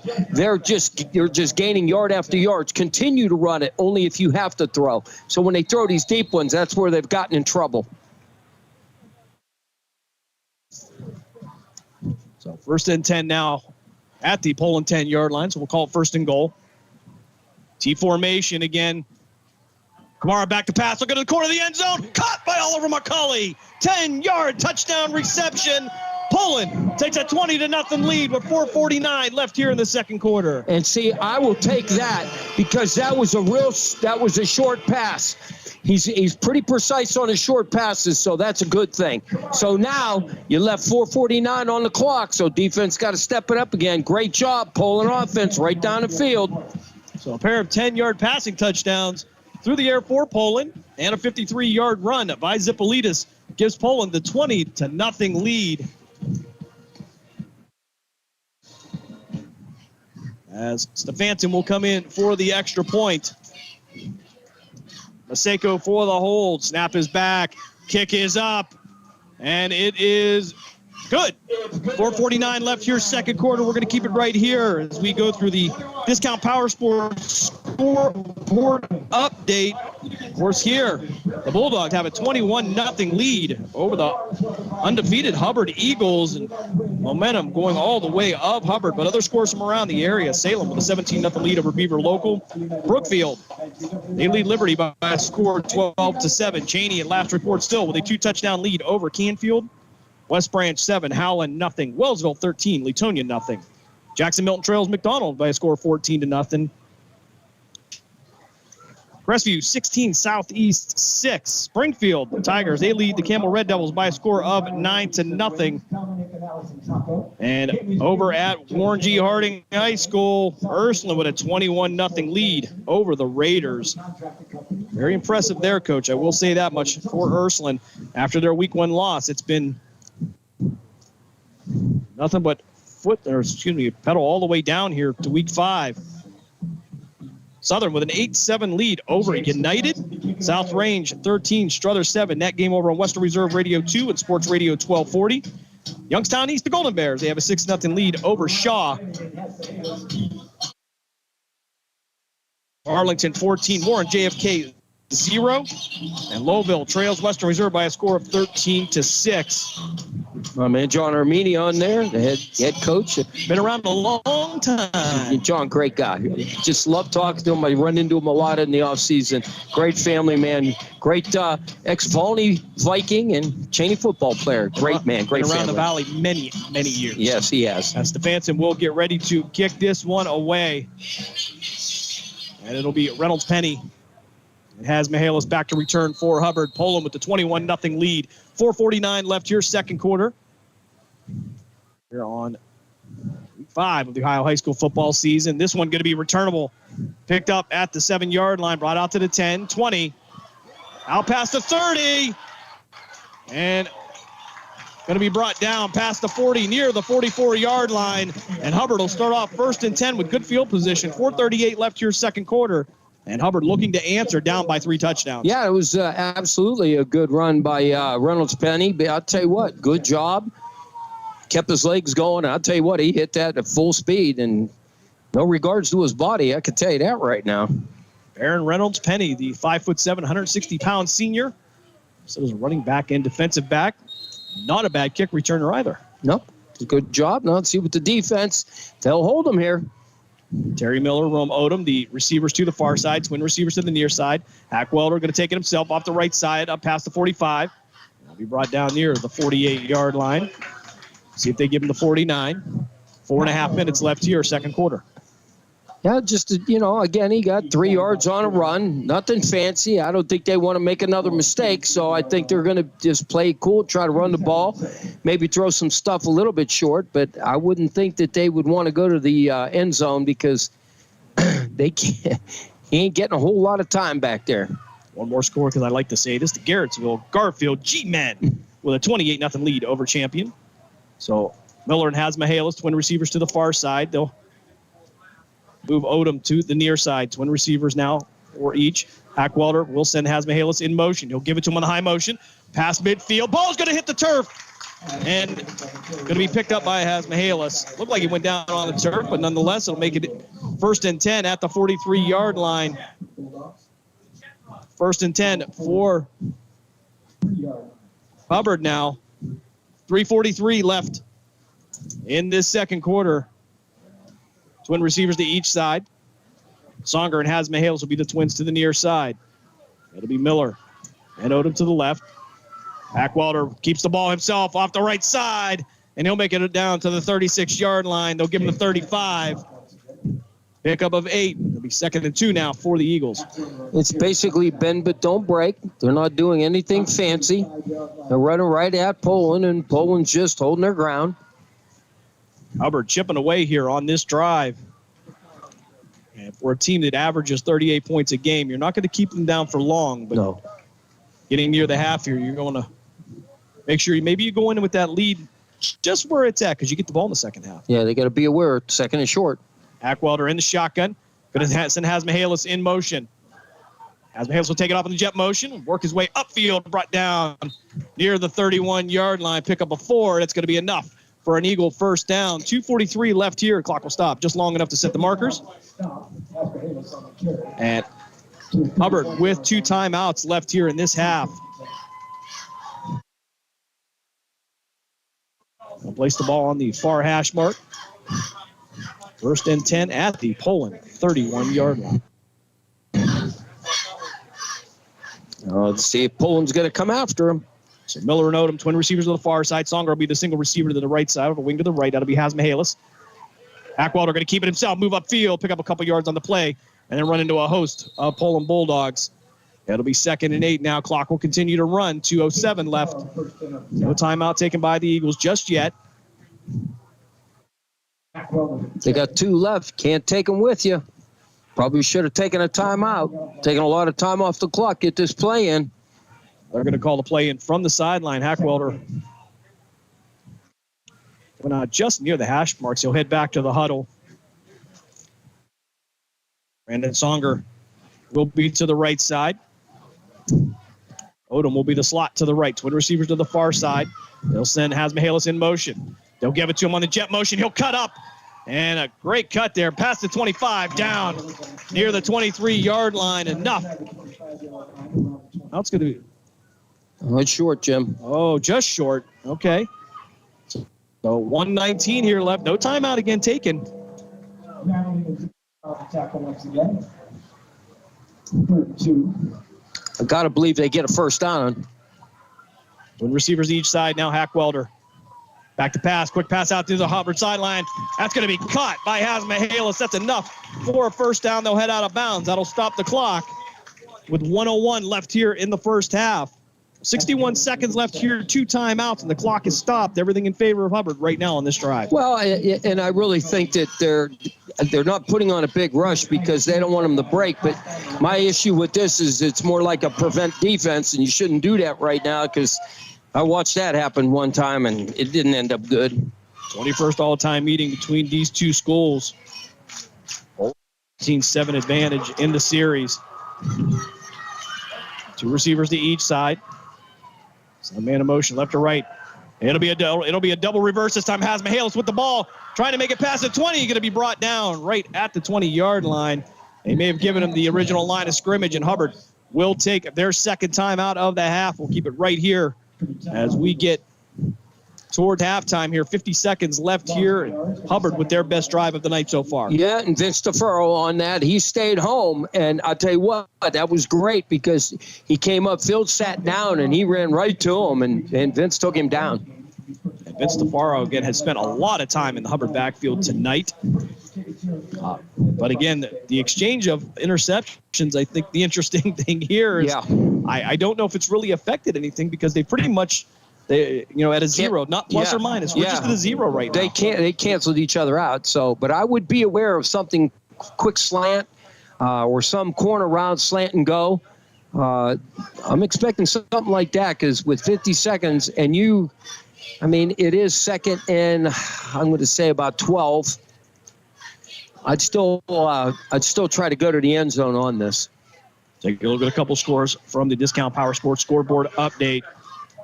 Boardman now 14-0 over Riverside. Columbiana leads Lisbon 21-0. LeBray with a 28-0 lead over Newton Falls. 20-yard line. And Lakeview with a 21-0 lead over Niles.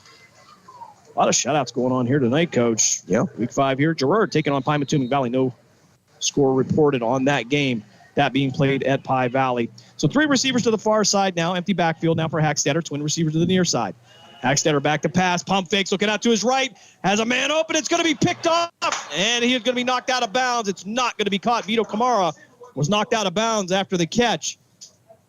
And almost another interception here for the Poland Bulldogs. But that just put him in third and long again, so it doesn't. And again, they still have a timeout, 43 on the clock. They got plenty of time if they don't panic. But if they don't get this a first down, I got to believe that they're going to be trying to kick at least get 3 points out of this. Hubbard with 1 timeout left here in the half, pulling all 3. We just got a word from next door. They probably wouldn't. So Miller be the receiver to the far side. Twin receivers to the near side. That'll be Byron Moss in here now. We'll get a whistle as Poland will take their first time out of the half. 43 seconds left here as we take another look at the Discount Power Sports scoreboard update. Scores coming in fast and furious now as we're mostly in the second quarter, approaching halftime throughout the valley. As Salem now with a 17-0 lead over Beaver Local. Ursuline in the second, 21-0 lead over Harding. Mineral Ridge with a 13-12 lead over Waterloo. East Liverpool and St. Clairsville, they are all tied up at 7. West Branch, they extend their lead to 13-0 over Howland. As update out of Beaver Local, Salem 17, Beaver Local 13. So Beaver Local getting on the board down there. Reynolds over on the PA side, they lead Lakeview 6-0. Crestview 16, Southeast 6. Springfield extends their lead over Campbell 17-0. Valley Christian 21, East Palestine 0. Over Major League Baseball, Cincinnati with a 1-0 lead over Pittsburgh. That in the third inning. So empty backfield for Hackstetter. Twin receivers to the far side, 3 to the far side. They'll send Mihalis in motion from right to left. Back to pass under pressure. Going to slip one tackle, and he won't slip the other one. That's going to be Angelo Angelilli on the tackle. He'll lose some yards on that. That'll bring up 4th down now with about 30 seconds left and 1 timeout left. And we'll see if Hubbard maybe just going to let this one run down, or they're going to wait till it gets down and maybe take a shot on a field goal. Yeah, I think that's what they're looking at. He's holding them. There's no sense. Either that or he's going to smoke a timeout. Yeah, certainly. That's what he's going to do. I think he's going to time out. He's going to kick a field goal, too. So we'll see if this is within the range of Caleb McKay. As Hubbard takes. Hubbard taking their final timeout here of the half. As we approach halftime, stick around at halftime. We'll give you a scoring recap, some scores from around the valley. And we will, of course, bring you the PAC report, Coach, because tomorrow, right here on Western Reserve Radio, we will have the Grove City Wolverines heading down to Latrobe, Pennsylvania to take on the St. Vincent Bearcats. The City Wolverines 1-0 on the season, had a bye week in week 2, Coach. Don't know if I like that or not. Not that early. They take on the 1-1 St. Vincent Bearcats. St. Vincent gets the win over Allegheny last week, and Grove City gets the win over Geneva in week 1 by a commanding 41-0 win. And it'll be Mark Means and I tomorrow as we mix it up. Dave Ferris will be setting us up down in Latrobe, Pennsylvania. There we go. About an hour and 40-minute drive here from the Youngstown area. Looks like we are not going to try to kick a field goal. Looks like we're going for it. All right, 4th and 16 now. Ball at the 25-yard line. 8 seconds left. Hackwelder in the shotgun. Back to pass, firing into the end zone. And it's going to be picked off by Poland and returned. He's got a little bit of a wall, and he's looking for some blocks. Out to the 40. If he cuts back in, he's gone. 100 yards. Poland takes a 27-0 lead over the Hubbard Eagles, and we're trying to get a number on that. Vito Camaro, the quarterback, 100 yards for the Poland Bulldogs. No time left on the clock. It's 27-0 pending the extra point. And that was worst case scenario, Coach, and it happened. Yeah, you don't do that. He ran it down for the last play. He threw it to the far side. There was nobody up the sidelines because everything was lined up to the right. And I'll tell you what, Susie picked it. There was nobody there. And again, these are times maybe you should have kicked the field goal because now you're 4 scores down. A 100, well, actually call it about 103 yards. Yeah. He was in the end zone, but 100 yards down the Poland sideline. I wonder if that's going to go in the record book for Poland for the longest return. If not, it's got to be close. It's got to be close. Jay Stefanson coming in for the conversion. No time up on the clock here. 27-0 is the Poland lead. Stefanson with the extra point. And it is good. And that brings us to the end of the first half here at Pawlański Field in Poland. The Bulldogs with a 28-0 lead over the Hubbard Eagles. The Eagles coming in at 4-0, but it has been all Poland here in the first half. Wow. We will step aside for our first break. When we come back, it's the halftime show here on the Cleveland Cobras High School Football Game of the Week on Western Reserve Radio and WRQX AM 600 The Patriot. We're back right after this. WRQX, Salem, Youngstown, Warren. We are AM 600, The Patriot, a Cumulus media station. Nina's Pierogi House is your home for the area's best variety of pierogies. Daily specials include the Polish platter, the Hungarian platter, stuffed cabbage, and halushki. Having a last-minute get-together? Lena's has you covered with a wide variety of frozen take-home pierogies and dumplings. Go to Facebook at Lena's Pierogi House to see the weekly lineup of available flavors for dine-in or carry-out.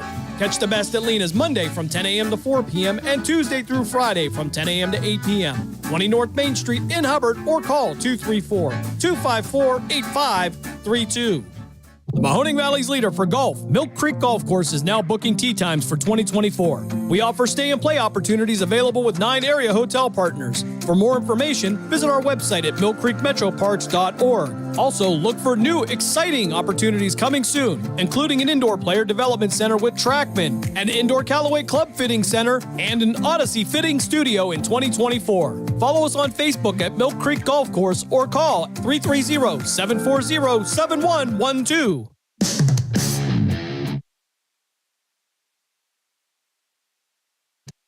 Catch all of the spring and summer action of Cleveland Cobras minor league football on the iMedia One Network. Follow the Cobras as they compete against teams from around the region and beyond in pursuit of a premier amateur football league championship. And if you're looking to continue your playing or coaching career after high school, college, or even the pros, go to Facebook at Cleveland Cobras Football or call owner Jesse Caldwell at 330-416-3442.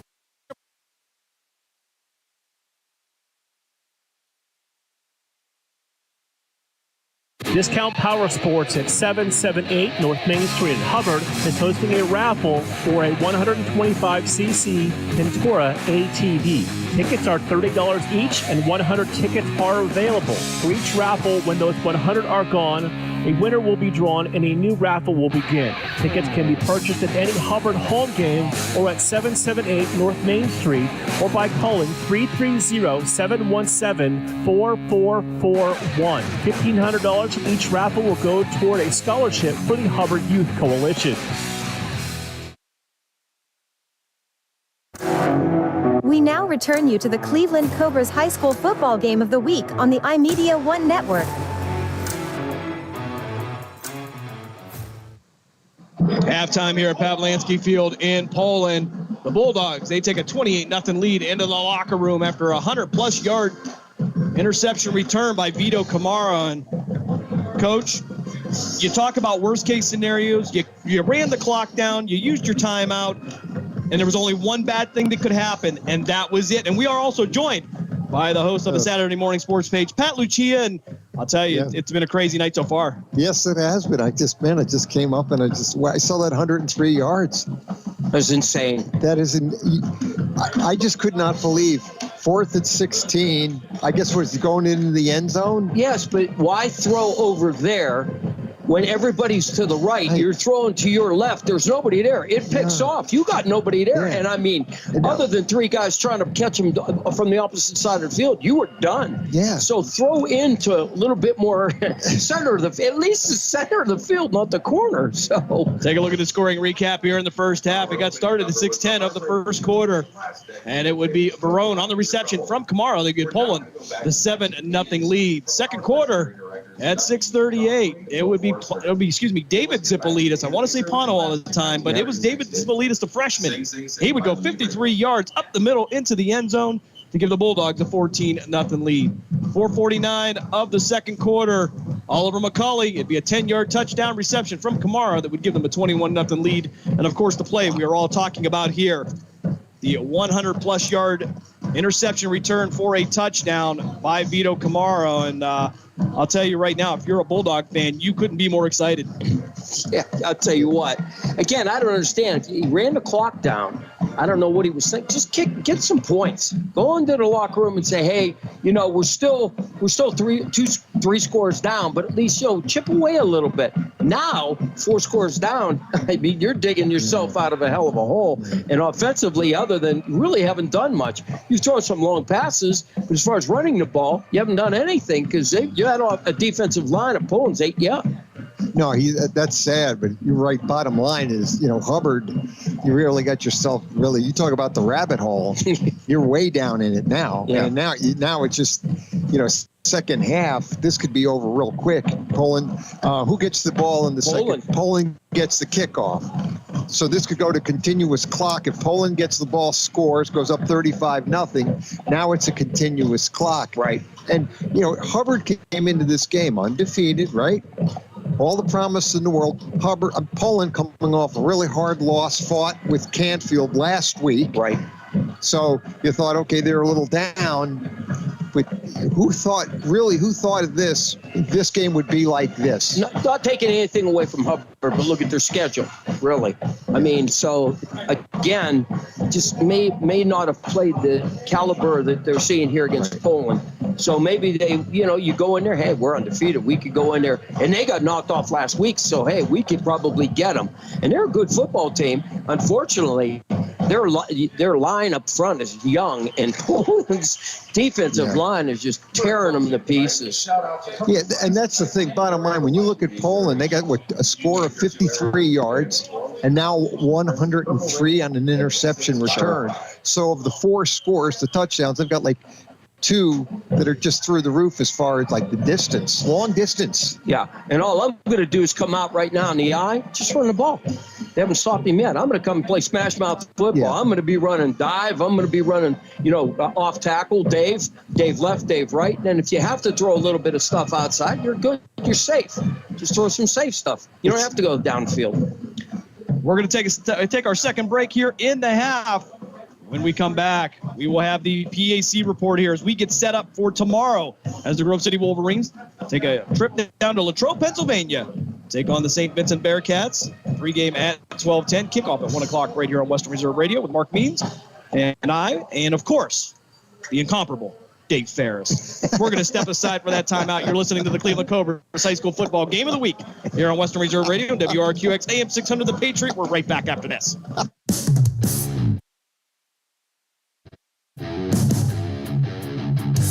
Catch all of the spring and summer action of Cleveland Cobras minor league football on the iMedia One Network. Follow the Cobras as they compete against teams from around the region and beyond in pursuit of a premier amateur football league championship. And if you're looking to continue your playing or coaching career after high school, college, or even the pros, go to Facebook at Cleveland Cobras Football or call owner Jesse Caldwell at 330-416-3442. Be a part of the excitement of Cleveland football.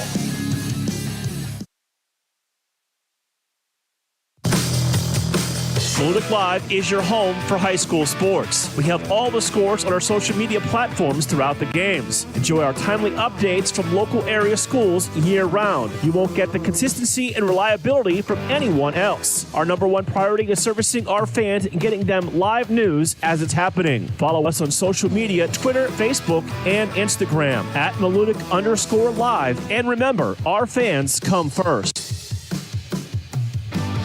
Lena's Pierogi House is your home for the area's best variety of pierogies. Daily specials include the Polish platter, the Hungarian platter, stuffed cabbage, and halushki. Having a last-minute get-together? Lena's has you covered with a wide variety of frozen take-home pierogies and dumplings.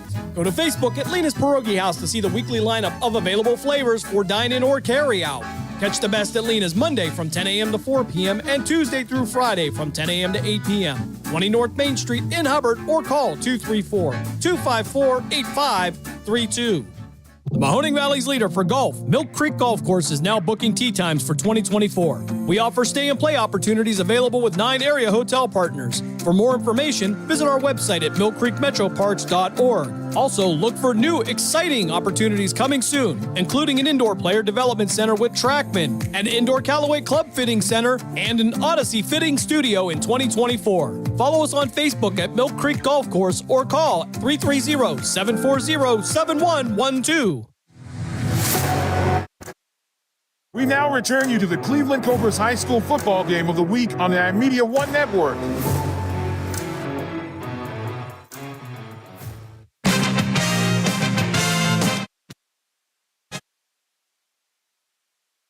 Welcome to the PAC Football Report for September 21st, 2024. I'm Joe Underko. This week, we will take a quick look back at last week's Gridiron contest in the President's Athletic Conference, while also previewing Week 3 games this Saturday. 3 PAC teams, all of whom are receiving national top 25 votes, improved to 2-0 last week with impressive wins. Case Western Reserve set a new program record for victory margin with a 64-6 home win over Bethany.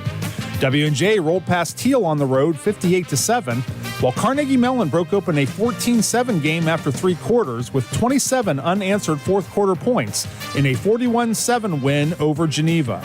After a Week 1 bye, Westminster captured its 2024 opener at home over Waynesburg 23-10, while St. Vincent improved to 1-1 with a 41-20 road victory at Allegheny. Defending PAC champ Grove City had the Week 2 bye. PAC Player of the Week laurels went to Case senior quarterback Alex Fromberg on offense in Week 2 with 243 yards and 4 passing TDs in the first half versus Bethany. St. Vincent sophomore safety Robbie Labuda on defense with 2 interceptions versus Allegheny, including a 40-yard pick six. And junior linebacker Colton Colucci of Allegheny on special teams with a 12-yard TD return after a botched snap to go along with 20 tackles versus St. Vincent. Top newcomer was Westminster freshman linebacker Aiden Fletcher with 2 sacks and a pair of forced fumbles versus Waynesburg. Week 3 features 3 night games, while Case Western Reserve has the bye. The marquee matchup is in Latrobe, where 1-1 St. Vincent hosts 1-0 Grove City at Chuck Knoll Field at 1 p.m. The Bearcats will face a number 9 nationally ranked Wolverine squad that has won 7 straight in the series, with the last St. Vincent win being a 57-32 shootout in 2016. Bearcat head coach Aaron Smetanka talks about his team's huge jump in performance from Week 1 to Week 2. I think the main thing was just keeping a positive attitude throughout the process. I told the guys, hey, it's Week 1. You're playing a really good team. They're the top 25 program with W&J. And now we have to build from the corrections now going forward, make our corrections during the week. I think those guys had a great attitude throughout the course of the week. Also nationally ranked is number 17 Carnegie Mellon, which looks to improve to 3-0 when the Tartans host 0-2 Bethany at Gesling Stadium in Pittsburgh at 7 p.m. CMU leads the series against the Bison 39-8 all-time, including a 41-7 road win in West Virginia a year ago. Tartan head coach Ryan Larson notes that despite the team's respective records and a heavyweight matchup with W&J just around the bend in Week 4, no one at CMU is looking past the Bethany matchup. I think it really gets down to one, you have to respect every opponent. You have to respect the game. You only get one chance a week to do this, unlike other sports that may get multiple. And so you have to really respect, that preparation piece of it. 2 teams looking for their first win of the season after tough early season schedules meet under the lights in Beaver Falls, as 0-2 Teal travels to face 0-2 Geneva at Reeves Field at 7 p.m. The series dates back to 1899, with the GTs leading the all-time series with the Tomcats 32-11-3. Teal's last win over Geneva was a 21-14 final in 2012.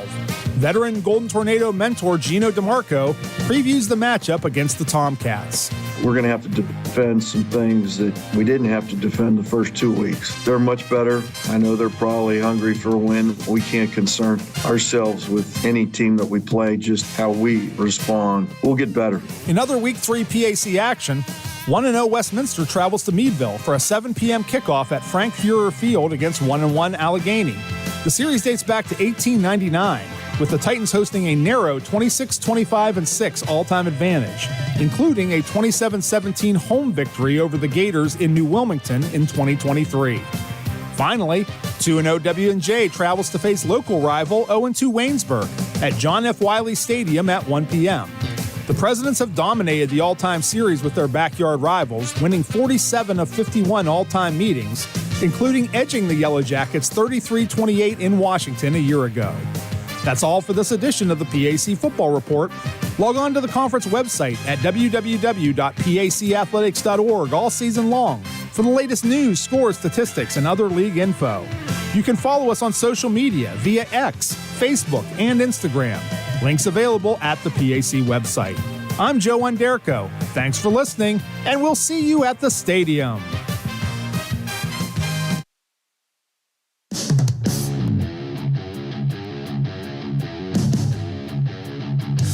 Catch all of the spring and summer action of Cleveland Cobras minor league football on the iMedia One Network. Follow the Cobras as they compete against teams from around the region and beyond in pursuit of a premier amateur football league championship. And if you're looking to continue your playing or coaching career after high school, college, or even the pros, go to Facebook at Cleveland Cobras Football or call owner Jesse Caldwell at 330-416-3442. A part of the excitement of Cleveland Cobras football. During the fall and winter, grilling season never ends, and Gessler Propane is your local supplier that makes sure you get your hard-earned money's worth. Why go to gas exchanges to pay higher prices for tanks not filled to capacity? Gessler Propane makes sure you're prepared for year-round grilling with 100% filled tanks at a reasonable cost. See Bob Monday through Friday, 10 to 4, and Saturday, 9 to 3 at Gessler Propane, 702 Youngstown Poland Road, Struthers, or call 330-755-9119. Gessler Propane. They got gas. Western Reserve Radio is the Valley's online source for sports talk and local live events. Tune in and be a part of their live weekly shows, as well as all of the hard-hitting action of Youngstown Phantoms hockey, high school football, and the GDFL. Find them at westernreserveradio.com. Tune in and the Live 365 app to be a part of the area's sports conversation. Be sure to visit them on Facebook at Western Reserve Radio and on Twitter at WR_radio. Accidents happen. That's why you need Repair That Glass. Specializing in windshield replacement and all other auto glass, we offer a full range of automotive glass repairs. Our technicians can do everything from minor chip repair to a complete replacement. Your windows don't go up or down, they can fix that too, along with custom glass work and antiques. Repair That Glass is a family-run business for over 40 years. Repair That Glass. Call for your appointment now at 330-534-3192. We now return you to the Cleveland Cobras High School Football Game of the Week on the iMedia One Network.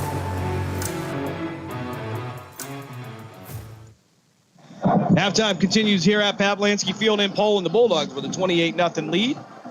Jim Craven with you, along with the coach, Bob Gessler, and, of course, the host of the Saturday morning sports page, Pat Lucia, joining us. That's right. Tune in tomorrow at 9 a.m. Listen to Pat and Dave Clark talk about everything involved in the wonderful world of sports, and there's a lot going on this time of year, high school, college, and professional football, of course.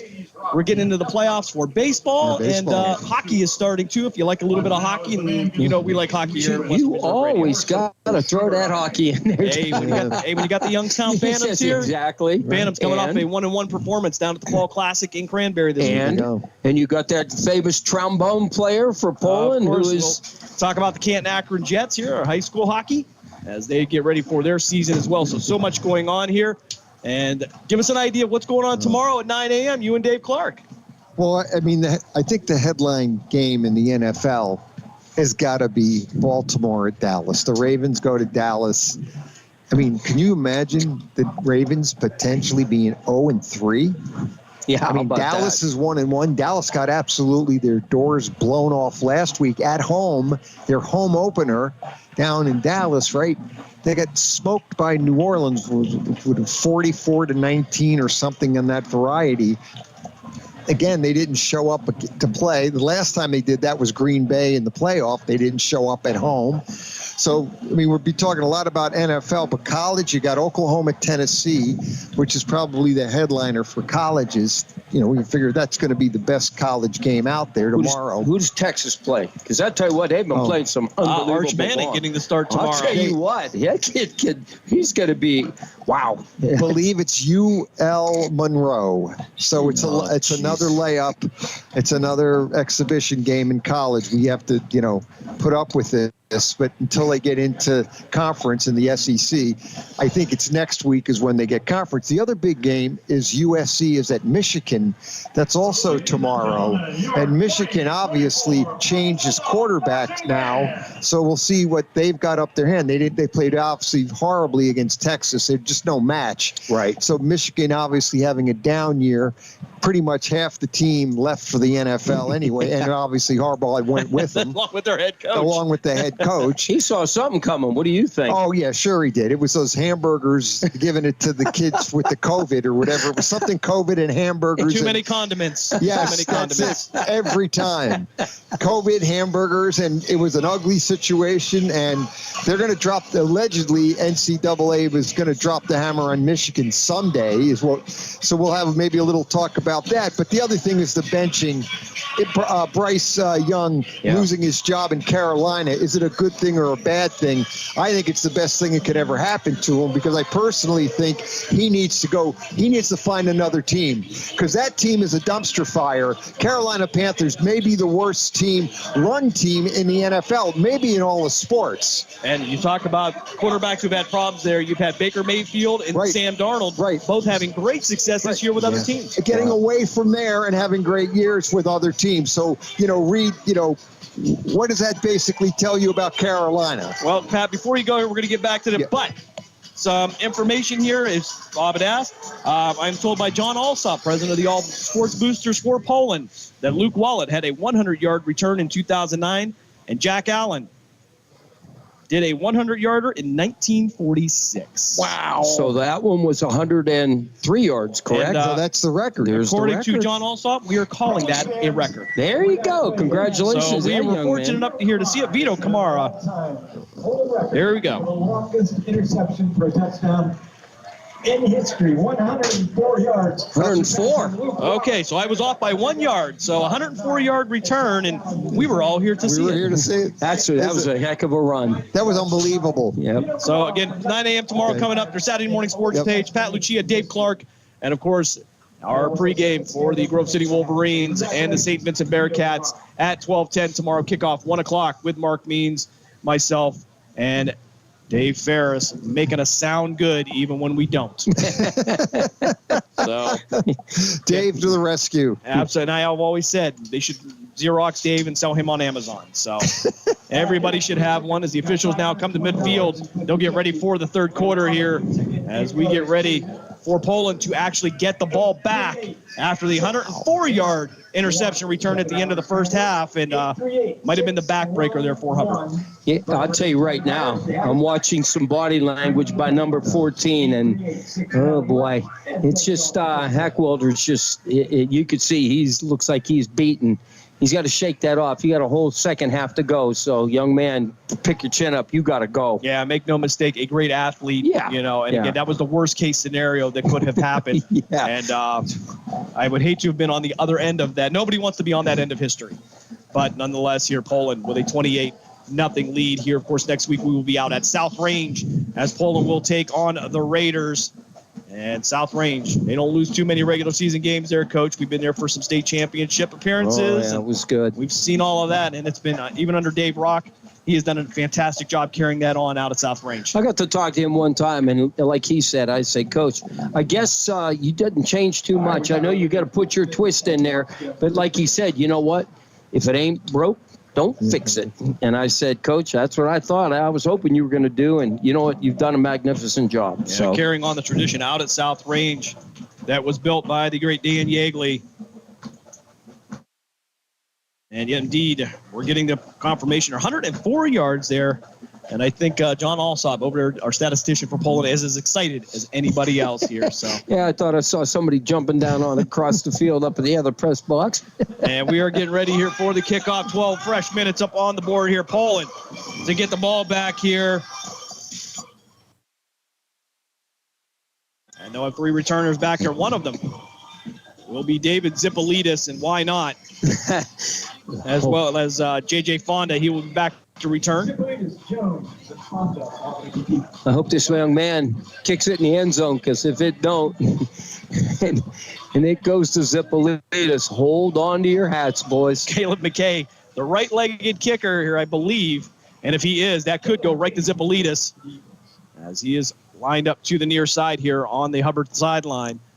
28-0 is the Bulldog lead, and the third quarter is underway. Here's McKay. We'll boot this one, and indeed, it will be David Zipolidis, the freshman, out to the 10, 15, try to get to the far side.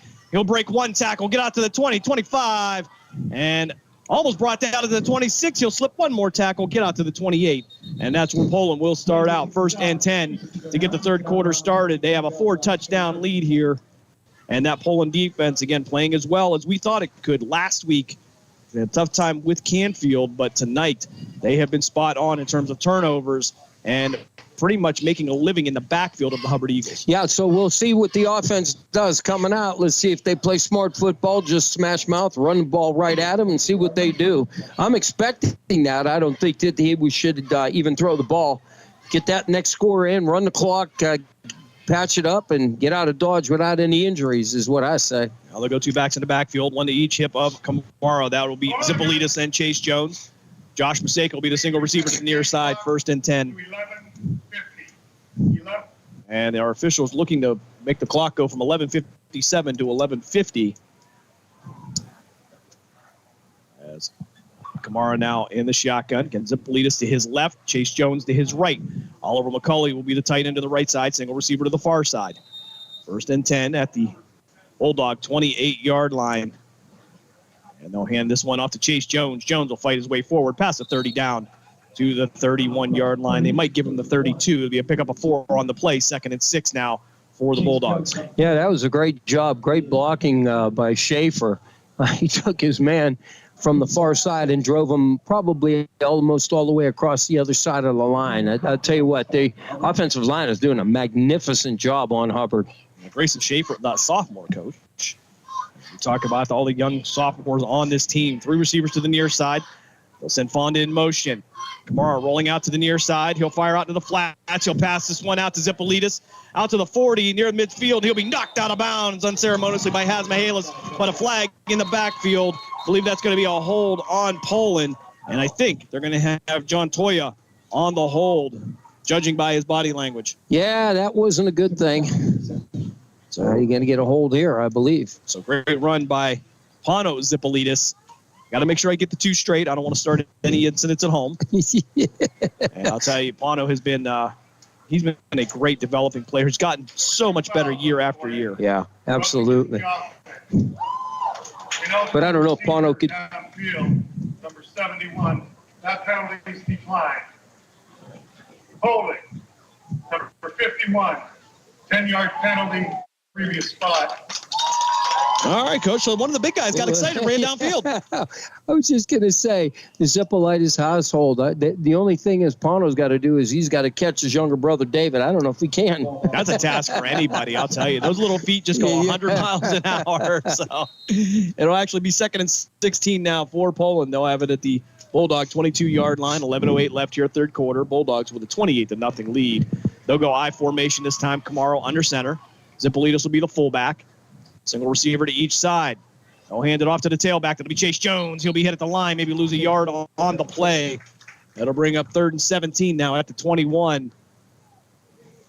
Poland, see how content they are to keep this clock running. And as Pat Lucia mentioned, one more touchdown or even a field goal, we're looking at a running clock here. Yeah. Again, next week we will be headed to South Range, home of the Raiders.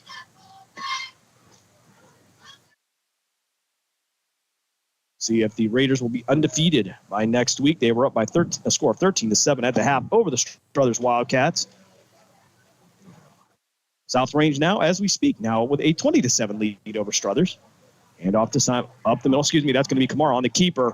He'll get out to the 25-yard line, maybe the 26, pick up a 4. That's going to bring up 4th down, and that should bring on Jay Stefanson to punt this one away. Yeah, that was a great job by Brady Krusik. He came in there, and I'll tell you what, he hog-tied him, and that was a great job by him. So Hubbard holds up here on this first series. Poland will have to punt this one away. Terry Miller will come in for the Hubbard Eagles. We're going to watch a play clock here. I don't want to get nailed. I thought Mitchell Fink was going out on the punt return, 6'2", 265. Not sure he's going to be the gunner on that one. Stefanson to punt this one away. 2 returners back here. It's going to be Songer and Hasmahalis. Good snap. Stefanson, nice high spiral punt, and it'll be fair caught at the Hubbard 35-yard line by Hasmahalis. 9:25 left here in the 3rd quarter. Poland with a 28-0 lead. Hubbard takes over for the first time here in the 3rd quarter, and they're going to look to have to put something together here to stay in this game. Yeah, absolutely. They got to have a nice sustained drive. Let's not get crazy and try to throw all over these guys and get downfield. They have been successful on a few, so this will be real interesting. And it seems real simple for Hubbard. Just put together a couple successful plays. Just start to put that chain of events together as we'll see a couple new numbers here come out for Poland. Peyton Miller now in for the Bulldog defense. The outside backer to our near side. Welder now into shotgun. And we're going to have a flag on the play. Too many men. And it's going to be Illegal substitution. Offense. 5-yard penalty. First down. All right. Keep forgetting that we're on the mic tonight. We can actually hear the officials. Yeah, I know. Here, I apologize jumping that. I keep forgetting. Yeah, I do too here. So it's a nice thing to have. But nonetheless, coach's eye, I guess. Too many people on that field. I always found that to be a weird penalty, Coach, because you show up, somebody's in your spot. Well, I breathe fire on that one. Come on. Somebody has to send the red flag up. No Something's kidding. not right. Let's have a little chat on the sidelines. That ain't good. 1st and 15 now, ball at the Hubbard 30-yard line. 9:25 left here, third quarter. Single receiver twin receivers to the far side. They'll send man in motion. High snap going to be handed off in the backfield. Zippolitis making the contact as well as Ricky Madeline, and it's going to be a loss of a few more yards for Hubbard, and the Poland defense just relentless here. Well, what happened with that? It's not that the Poland's defense was that good. It's just when you have a high snap like that on a jet, it just doesn't work. It throws the whole play off. So he had to slow down, and when he slowed down, the defense reacted, and it was just a bad situation there for Hubbard. Take a look at the Discount Power Sports scoreboard update. Interesting one here, coaches. Liberty takes a 28-24 lead over Brookfield. Joe Simon looking to get the win tonight, head coach for the Leopards. Twin receivers to the far side now. Ackwelder in the shotgun.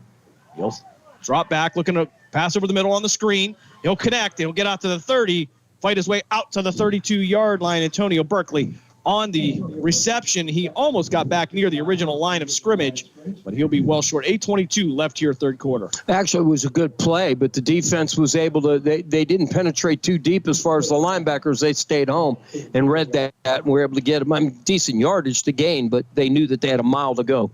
So 3rd and 11 for Hubbard at their own 34-yard line. Clock continues to run. 8:04 left here. Third frame. Hackwell will bring the play in from the sideline. It'll be Songer, the single receiver, out to the far side. Actually, he'll switch now, and he'll go into a trips formation with Odom and Hasmahalis. Actually, Hasmahalis now will go to the far side. It's like the shell game. Hackwelder back to pass. Under pressure, steps up in the pocket. He's got plenty of room to run. Gets out to the 40, 45. Down near the 46-yard line. Ball will come loose, but he's going to be well down at the 45. And he's going to be... He's short. I don't know, Coach. I think what they're going to give that to him. They're going to say he is short. He is short. He had to get to the 46. He had to get, well, 4th down, and we'll say a half a yard just to entertain everybody. So, the markers at the 45-yard line, I believe, that's where he went down.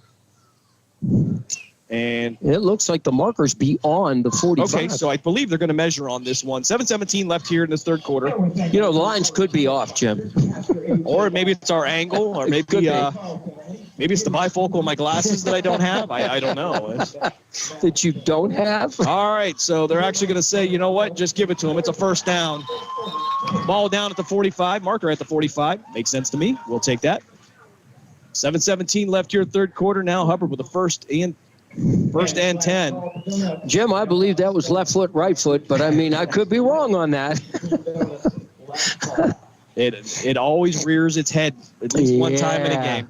You know those guys in the stripes, We know your love for the officials. As kickers. So Hackwelder now with twin receivers to each side, one running back to his left. He'll send Hasmahalis in motion from right to left. They'll hand it off up the middle on the counter, nowhere to go. Get back to the 45. Antonio Berkeley on the carry, no gain. It'll be 2nd and 10 for Hubbard. Yeah, the problem with that is when you're in the shotgun, you try to run that counter the way they ran it. It just takes too long. You have to run a counter like that under center so it hits faster. And it gives the defense a better look when it's back there. So, I mean, they just cross-read anyway. That's how it works. Third quarter action continues here in Poland. Third quarter always brought to you by the Mahoning Valley Federals minor league football team. We'll talk about them just in a moment. Hackwelder now twin receivers in each side. Has Mihalis in motion. Back to pass. Under pressure. Going to roll out to the far side. Under pressure. He's going to be brought down to the backfield. Ricky Madeline with the sack at the Hubbard 35-yard line. And it's going to be 4th down now for Hubbard. Jim, that was a coverage sack, too, because he was looking for somebody to come across the middle. So 3rd down, on that. Let's talk about the Mahoning Valley Federals. After a 2024 playoff appearance, the Mahoning Valley's minor league football team is building for the 2025 season. For more information, call General Manager John Galbraith at 330-540-1099 or go to the team's Facebook page at the Mahoning Valley Federals Developmental Football Team. If you're looking to get back on the field after high school, college, even the pros, you want to get back on that field on Saturday afternoon, Saturday evening, give John Galbraith a call. Yeah, I'd break. That's why I stay on the sideline. It's easier. Or if you want to coach even. There you go. Hackwelder now going to take the ball himself up the middle. Try to break one tackle, and he'll drag Angelilli for a couple of yards. Peyton Miller, it looked like, was on that, had a hold of him, swinging him around. Poland's defense going to shut down Hubbard here with 5:14 left in the third quarter. 4th and 14. Now ball at the 40-yard line. Hubbard would have to get to the Poland 45-yard line, but Songer will come in to punt this one away for the Eagles.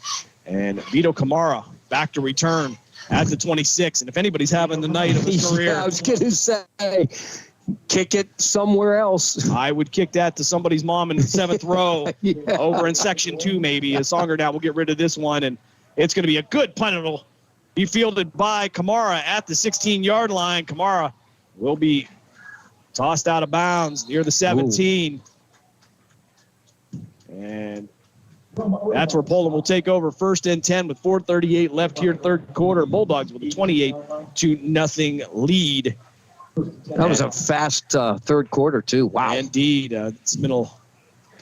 And for Hubbard, I don't think that was a bad decision. Trying to keep it on the ground, put a string of plays together, get a good drive. Yeah, you have to. Don't. And then that's all you need to do is throw a pick six at this point. You don't want to do that. Work on your offense. And certainly we see how excited people get about a pick six when it goes for 104 yards. Is that all? That's all it was. So David Zippolitis in at quarterback now. He'll have Angelilli and Chase, or excuse me, it looks like maybe Madeline and Chase Jones in the backfield. Maseko, single receiver to the near side. They'll hand this one off to Chase Jones. Jones out to the outside, and he'll get back to the line of scrimmage. Not much more. Maybe pick up a couple yards on the play. Has Mihalis on the tackle as well as Hackwelder. And for both teams, we see their quarterbacks on defense. Great athletes both ways for the Eagles and the Bulldogs. Yeah, I'll tell you what, it's all and I could speak of Cheney because of Brad Smith and some of the guys, you know, even back in the day with Kel Cagney. Those guys, they like playing that defense, and you know what? It's just how it goes. Brad Smith loved playing defensive end. He loved it. I mean, he liked getting in there and getting involved and stuff because he was an athlete. He was very special with the Missouri. Yep. As David Zippolitis will bring in the play from the sideline. Now, a great situation here for the young freshman to come in and get some work, as Barone will be the receiver to the far side. I formation. They'll go under center. Hand it off up the middle. Make it back to the line of scrimmage. Not much more than that. It's going to be Chase Jones on the carry for Poland. 3:33 left here, third quarter. We'll mark the ball at the 21-yard line. Third and 7. They're not in a big hurry. They're just running right at him. Nothing great. Just want to get run out of the clock. And I guarantee you, coach is not worried about it. He just doesn't want an injury. So they're going to watch that 30-second clock, too, and they're going to make sure that goes down to just about 0 before he snap a ball. Yeah, the great thing is there are play clocks in both end zones here at Pavlansky Field. What a great thing, too, for a coach and for a quarterback. Jeffrey Collar now receiver out in the Twins formation to the far side. snap here. Zipolita's going to bring it down under pressure. He'll be brought down at the 5-yard line. Baron Reynolds Penny with the tackle, going to set the Bulldogs back to the 9, actually. They'll say that's where his forward progress was stopped, and that's going to bring a 4th down for the Bulldogs. Stefanson have to punt this one away. I don't know exactly what happened. It looked like he had his head turned when that ball came in and bobbled it. It didn't look like he was ready for that snap, so I don't know exactly what happened because it was right at him. Well, I think it was one of those cases, Coach, where he tried to run before he had the ball. That's possible. Again, absolutely. With the young, exciting freshman there will be some hiccups from time to time. Yeah, I mean, my brother Dave didn't like losing him, but he had sacrificial lamb, my brother. Sometimes you get that one player is just that special. Oh, absolutely. You have to run this kid. So Songer and Hasmahalis back to return for Hubbard. They'll post up around the Poland 43-yard line. They'll get this one away. It's an end-over-end return. Hasmahalis with the return now from the 43. Flags come in. Stefanson down on the turf. Hasmahalis trying to cut it back to the middle, and he's going to break it past the 30. He's going to drop the ball at the 21-yard line. It'll be covered up by Poland. But their flag is down near the goal line. Stefanson rolling around in pain. He took a shot. Yeah, that was not good. I mean, his leg was up, and I hope the young man's okay. He just come down on it. It looked like he was pointing to his rib cage, Coach, and I hope that he just had the wind knocked out of him, but looks like they're going to work on that leg a little bit. Oof, that was ugly. Man, he got drilled with that body up like that. That is just horrible. I know Hubbard just was going after it, but yay. So hopefully he'll be able to walk. Unders are going to help him up. Stefanson going to shake this one off. We'll see how they assess this, but I believe that's going to be a roughing the kicker. Oh, that has to be. We'll get our call from the referee. If we get a call from our referee tonight, Jeff Davis. Personal foul. Roughing the kicker. Number 17 on the receiving team. 15-yard penalty. Automatic first down. Brady Krissick on the infraction there. The 6'2", 205-pound junior tight end and linebacker. And the kid was just trying to get something to work, that's all. But you still, we've always taught, go to the leg. You go to where the ball is going. So you got to be in front of it instead of running at him. And that's what happened. He ran straight into him. So you have to put a point of probably about 2 yards where he catches the kick. So 1st and 10 for Poland at their own 24-yard line. 1:42 left here after the penalty. Twin receivers to the far side, wing left. Send a man in motion from left to right. That'll be Kolar. And they'll send a man in motion from left to right. That'll be Barone, and Kamara will keep it. He'll get out to the 25, but brought down unceremoniously. Wow. I don't see a flag on the play, but couldn't tell if it was a face mask or even a collar. I mean, wow. He came to a sudden stop. Yeah, his upper body came to a stop, so I don't know. It looked like he may have had a horse collar on that one or something, or maybe just grabbed the shoulder pad and wung him, but it looked dangerous. So gain of a yard on the play, 2nd and 9 now, ball at the Poland 25-yard line. Vito Camaro back in at quarterback for the Bulldogs. We're on the receiver to the far side. Josh Maseko to the near side. They'll go 2 running backs. The chip of Kamara. He'll hand it off this time up the middle. They'll drive their legs down near the 30-yard line. Pick up a 5 on the play. 3rd and 4 now as we're going to have a Hubbard player down on the field. It's going to be Ricky Madeline on the carry for Poland. So the Hubbard player going to jump right back up. That's going to be Reynolds Perry. Whatever it was, he's going to shake it off. Oh, he should be coming. Yeah, I was going to say they have to take him off. Elijah Cochran is the one that was down, but they'll take him out for one play. He's going to jog off. Brady Krissick in for Hubbard now. 3rd and 4 for Poland. Ball at the Bulldog 30-yard line. 25 seconds left here, 3rd quarter. Kamara now will go into shotgun. 1 running back to each side. Twin receivers to each side as well. And we're going to have a flag on the play.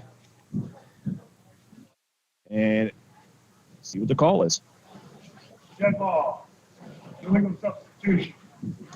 12 on the field. Offense.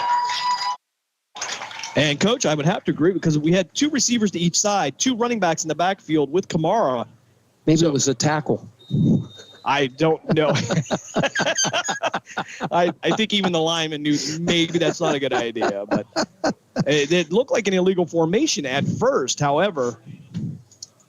And that's going to bring us to the end of the third quarter here. Of course, the third quarter brought to you by the Mahoning Valley Federals.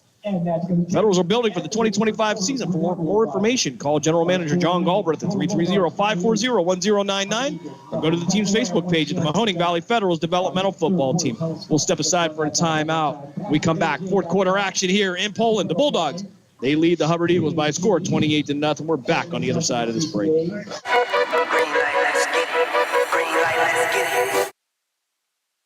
Mahoning Valley Federals is the area's minor league football team. After only 2 years in existence and an appearance in the league playoff semifinal game, the Federals are looking to add Valley High School and college talent to help take the next step toward a league championship. For more information on how to become part of the Federals' journey, go to Facebook at the Mahoning Valley Federals Developmental Football Team or contact General Manager John Galbraith at 330-540-1099. The Mahoning Valley Federals, honoring the football tradition in the Valley. The Mahoning Valley's leader for golf, Milk Creek Golf Course, is now booking tee times for 2024. We offer stay and play opportunities available with 9 area hotel partners. For more information, visit our website at millcreekmetroparks.org. Also, look for new, exciting opportunities coming soon, including an indoor player development center with Trackman, an indoor Callaway Club Fitting Center, and an Odyssey Fitting Studio in 2024. Follow us on Facebook at Milk Creek Golf Course or call 330-740-7112. Now return you to the Cleveland Cobras High School Football Game of the Week on the iMedia One Network. Shot downfield, looking for McCauley, overthrown. 2nd and 10 now for Poland. We begin the fourth quarter here. I want to thank John Galbraith and the Mahoning Valley Federals for their support here in the third quarter. Week 5 of the Ohio high school football season. Check them out here, building a great thing over there as well. But, Coach, we are in the fourth quarter now. It's our favorite fourth quarter. It's the best fourth quarter in the Valley. It's the Lena's Pierogi House fourth quarter. And did we change that? Did we change it to Pierogi? And I don't know. I can't speak with the English, with the accent. I don't know. Well, I got to make that. I got to do that one. And we'll give you some good news here in a moment as Stefanson will get ready to punt this one away. This one, no problem. High punt. Going to be fielded at the 36-yard line. Dropped on the ground. Ball still loose. Picked up by Hubbard at the 39-yard line.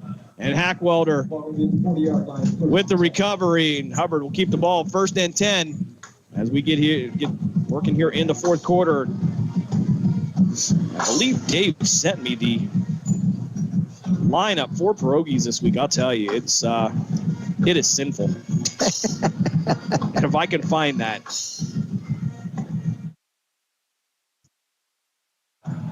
So 1st and 10 for Hubbard at their own 40-yard line.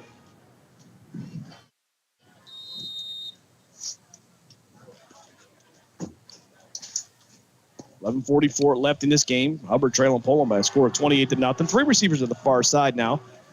Hackwelder in the shotgun, 1 running back to his left. Quick pass out to the far side. That's Mihalis. He'll be past the 40, 45.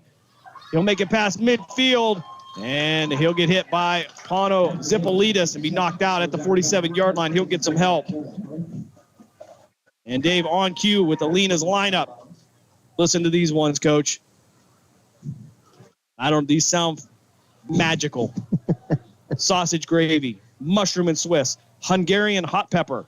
That sounds like something you would like. I like Loaded that. potato, Irish mashed, and cheddar. Cheddar's always good, safe. We just don't recommend it before a game. I need a recliner after that. So she has been an outstanding fourth quarter sponsor, and we love having her. So Hackwelder back to pass, looking out to his right. Nobody open there. Tafaro going to wrap him up in the backfield. Vinny Tafaro and Angelo Angelilli with the assist. And Vinny Tafaro deserves a lot of pierogies. I'm telling you right now, if there is a player of the game, even though you had the 104-yard run, Vinny has he has to have already at least 10 tackles. He's got to. He's camped out in that Hubbard backfield. Yeah, like I said earlier, you would have to file an eviction and have the sheriff throw him out. He spent so much time back there. Maybe switch jerseys, move to Hubbard, do what you need to do. But put a white one on. He's spending more time in the backfield. Yeah, Ryan Moss now at receiver to the near side. Twin receivers to both sides. Hackwell to 3-step drop. Fires out to his left towards the sideline. Going to be knocked away. Great defensive play by Nick Natoli. That was a great play. That was beautiful. I'll tell you what, they both broke on the ball. He swatted that down. Great play. Natoli not biting on the pattern. He knocked it away there. 10:40 left here, fourth quarter. Poland with a 28-0 lead. Clock, we're still under regular clock rules here. 2 points away from the continuous clock. Hubbard trying to get something going here. It'll be Moss and Reynolds Penny, the twin receivers on the near side. Moss will go to the back to the far side. Songer will replace him. 2-by-2 now as Hackwelder will roll out towards the Hubbard sideline, looking downfield, looking for Songer, but he's going to try to hit the short receiver, and the pass is going to be incomplete, intended for Reynolds Penny. Incomplete on the Hubbard sideline. And Hubbard with a fourth down here. We'll see if they'll go for it. You're down 4 scores here, Coach. Punt it. Because now you're giving them ball on the 50-yard line? I don't think so.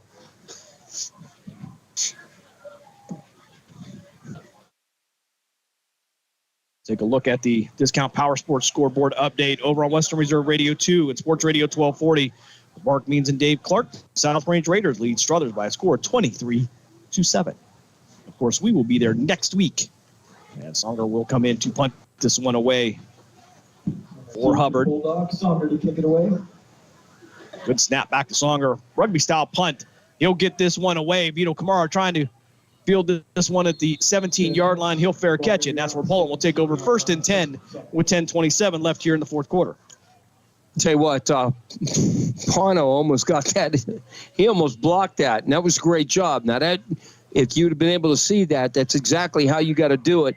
He went to where the ball was going to come off of his foot, so good job by him. 10:27 left here in the game. Poland 28, Hubbard nothing. And I think a lot of folks here on both sides of the field, probably more so here on the Hubbard side, shocked at the performance of the Poland Bulldogs. As Coach gets choked up over here. Excuse me. So 1st and 10 from the from the Poland 18-yard line. Send Verone in motion left to right. Hand it off on the counter. It'll be Chase Jones on the carry. He'll try to fight his way upfield. He'll get knocked out of bounds. Chase Jones left side. Make his way out to just about the 23-yard line. Well, about 5 or 6 yards on that one. Nice run. Ran to the short side, too, and was able to tightrope the sidelines and was able to get a nice yardage. I don't know if Coach wants him going out of bounds, though. Well, yeah, I mean, if you're going to call plays to the short side, that's going to happen. So 2nd and 5 now for Poland at their own 23-yard line. I've actually seen officials just kind of look up and go, okay, spin it. So David Zipolitis checking in at quarterback now for Poland. You'll have one running back to each side.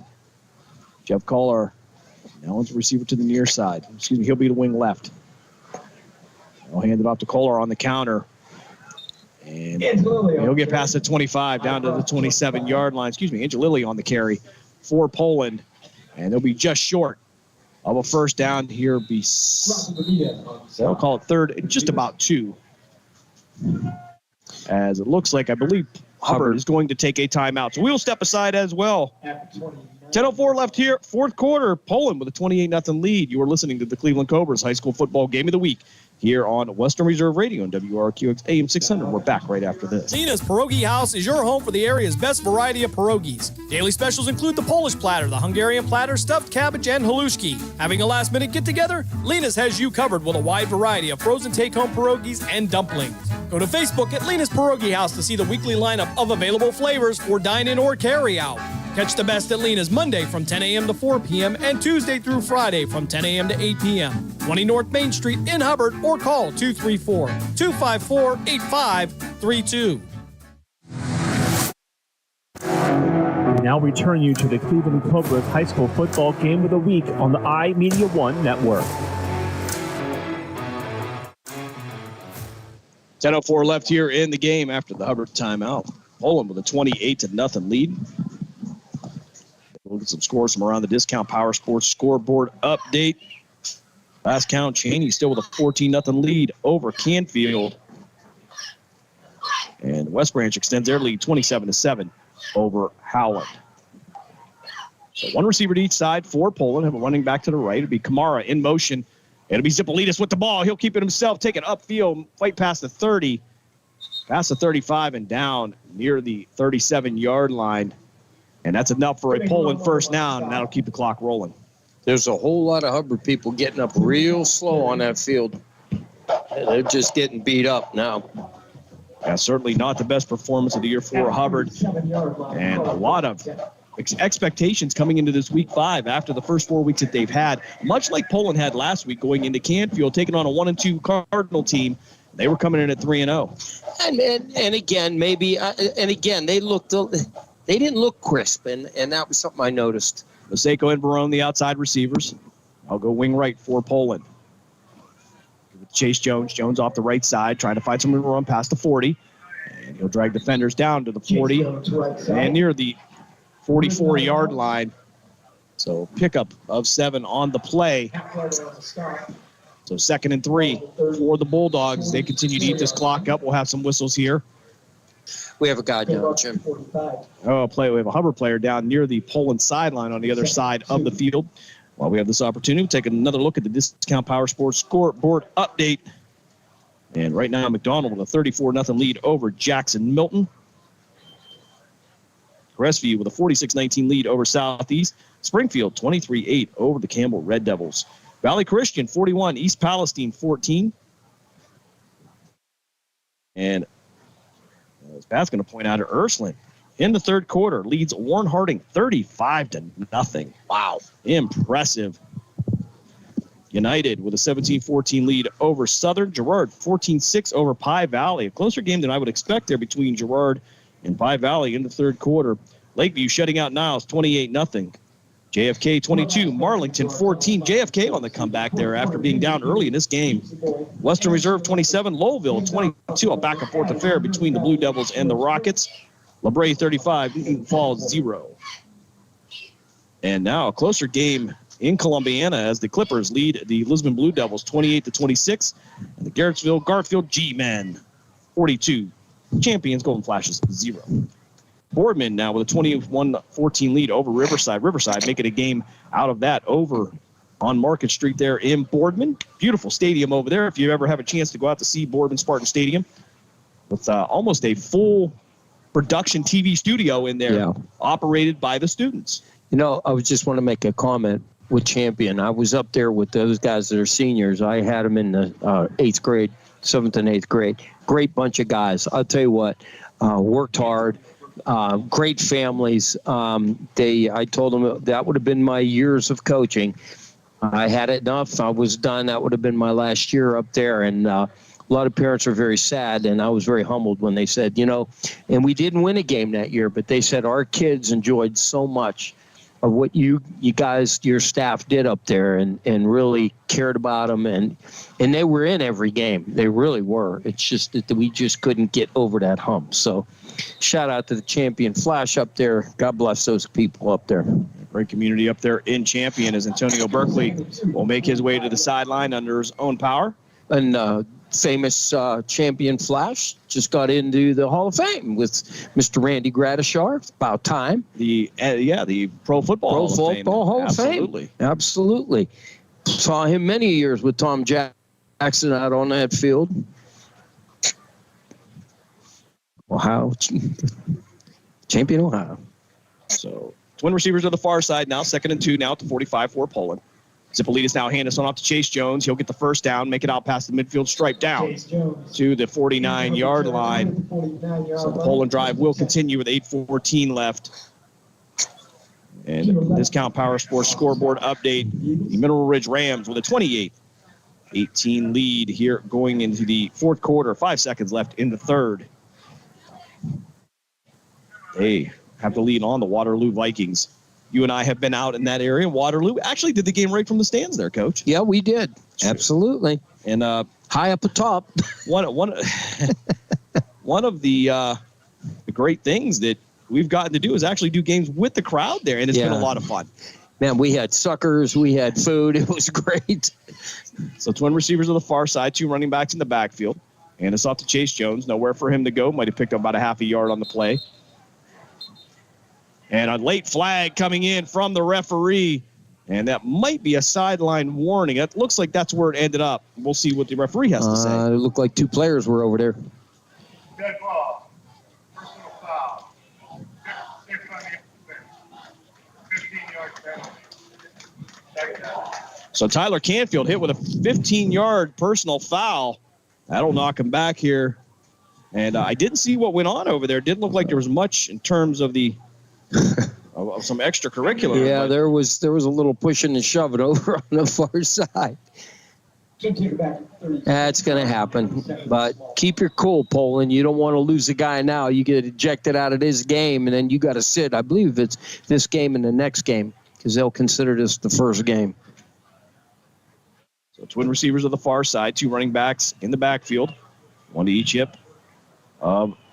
David Zippolitis, he'll send Angelilli to the right wing. So we'll have essentially 3 receivers to the far side.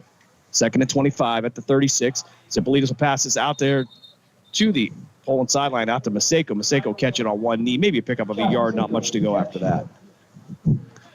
Yeah, that was just a short drop, if you may say.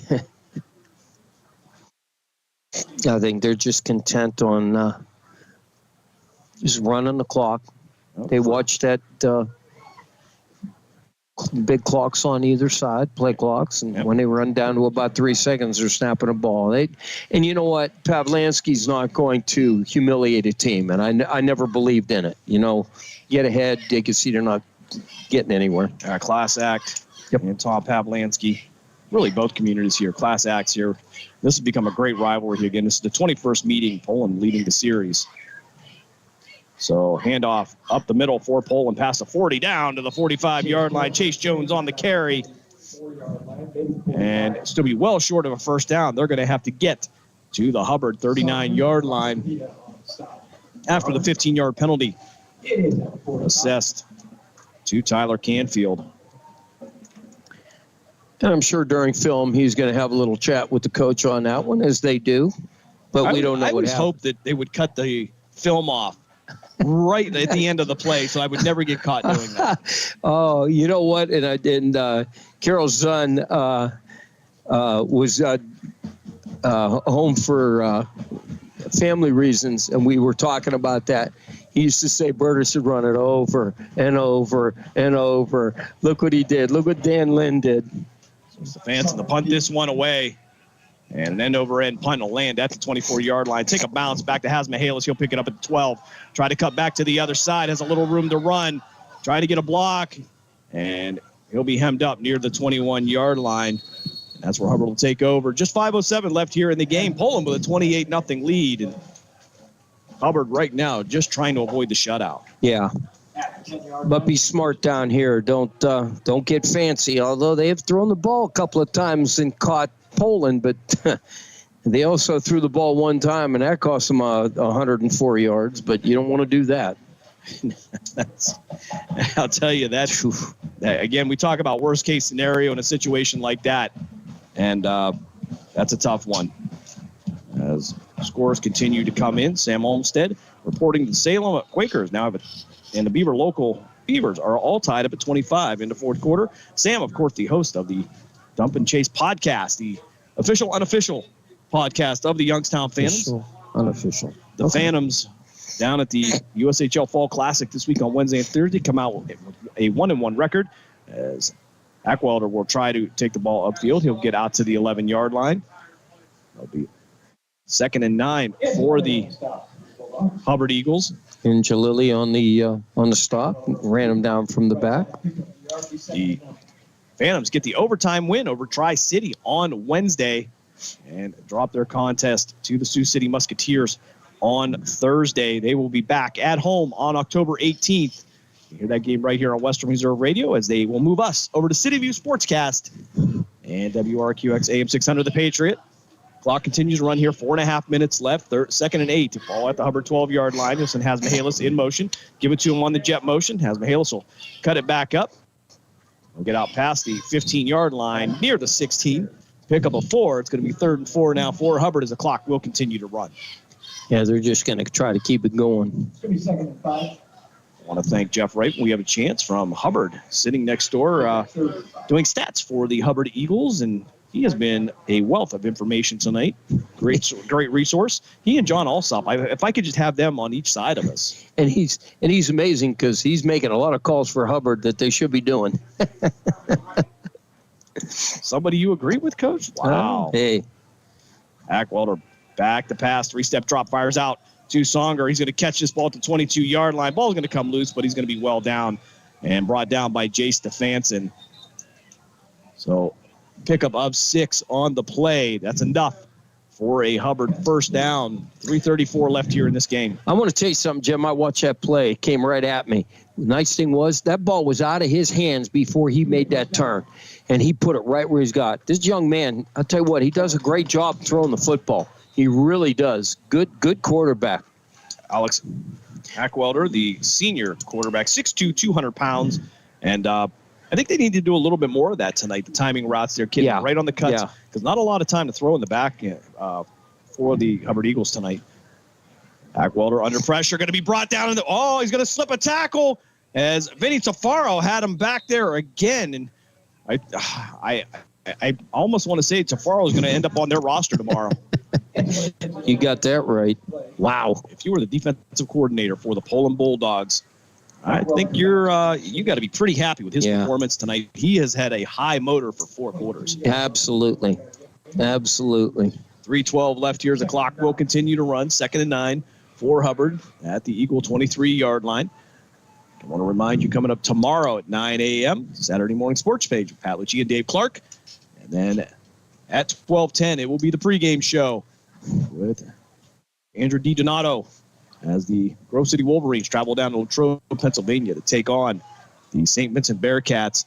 Zach Walter tries to get a guy to go in motion. Finally, 3-step drop, pump fake, under pressure, ball's loose on the ground, and Ackwelder on the ground, kind of covered up, tried to save himself, and I wonder who made that tackle. And I'm not sure. I sing along if you know the words, ladies and gentlemen. Holy mackerel. Vinny Tafaro is going home on the bus with Hubbard.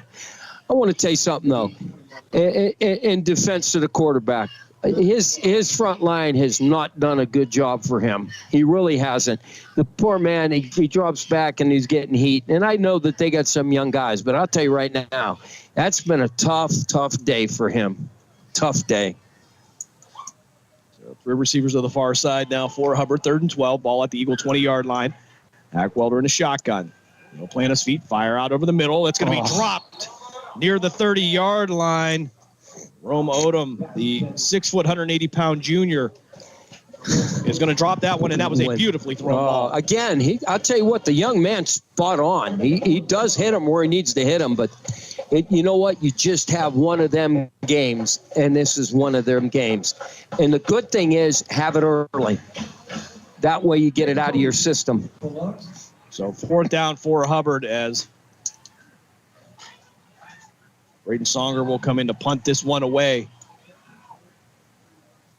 Ball returner will set up right around his own 45-yard line. Kamara will return this one. Kamara's had a great night. 2 touchdown passes through the air and just a 104-yard interception return for a touchdown. Excuse me, that will not be Kamara on the return for Poland, which will at the 40, 35, blindside block, and it's going to come back now. Ooh. And there's another one. Great return by Nick Natoli, and another flag comes in. And another one. And I believe this is going to be some offsetting penalties here. A blindside block by Poland, and then I believe a late hit by Hubbard, if I'm not mistaken, Coach. Yeah, I mean, there was somebody got drilled outside. He was cleaning the white out of bounds, and he got hammered. Yeah, 2:06 left here. We'll see if we can get an official call here. I believe these may offset. Yeah, that's got to be offsetting. We may have to re-kick this one. Yeah, I don't know how they would not. I could see that coming coming down the field, and the Poland blocker, I'm thinking, don't do it, and he absolutely blindsided somebody, and that's not right. You know, if you're going to do something, run 5 yards ahead of him and stand there. Yeah, easy calls for officials here tonight. Yeah, it's just stupid. You could hurt somebody. The officials really have not been a factor tonight. No, they've really let him play, and that's good. They needed to call probably an obvious hold or something, but they've basically on both teams let him play, so let's be good. Mr. Davis? There were 2 fouls on the play. During the return, blindside block number 3 on the returning team. After the play, dead ball, personal foul, number 70 on the kicking team. Both fouls will be enforced. First down, Poland at the 45-yard line. Okay, so essentially that's going to be cancel each other out there. We'll add 15, subtract 15. Yeah, basically they walk it off against Poland, and then you turn around and walk it back against Hubbard. Why, I don't know, but that's how they got to do it. The math is not going to change. Yeah, well, it all depends on what school you went to. I hear a Wilson joke in there somewhere. I didn't say anything. I'm reading between the lines there, Coach. At my low level of reading, I can even read that. On. So 2:06 left here in this game. Of course, this fourth quarter is brought to you by Lena's Pierogi House, your home for the area's best variety of pierogies. Visit Lena's on Facebook to see the weekly lineup of available flavors for dining or carry-out. Call Lena's at 330-254-8532. As they'll go twin receivers to the far side, single receiver to the near side. Handoff up the middle, nowhere to go there. Poland will lose a couple yards on that. We're at the 2-minute mark now. Clock will continue to run here as I give you the Lena's a lineup here. They're closed for tonight, so you do not have to leave the broadcast. Oh man, that would, and we're going to get out of here early, Jim. I'll tell you right now, for this week, it's going to be sausage gravy. If you can put that in a pierogi, that is outstanding. You got to remember, everybody, what he's giving you is this. These are pierogis, so these are the fillings that they're giving. Yeah, mushroom and Swiss, Hungarian hot pepper, loaded potato, Irish mashed potato, and cheddar. Cheddar.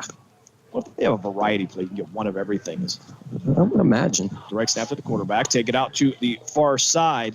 That'll be Kelly Mimo on the run for Poland. And they'll try to wind this one down. 1:14 left in this game. Poland 28, Hubbard nothing. No scoring here in the second half.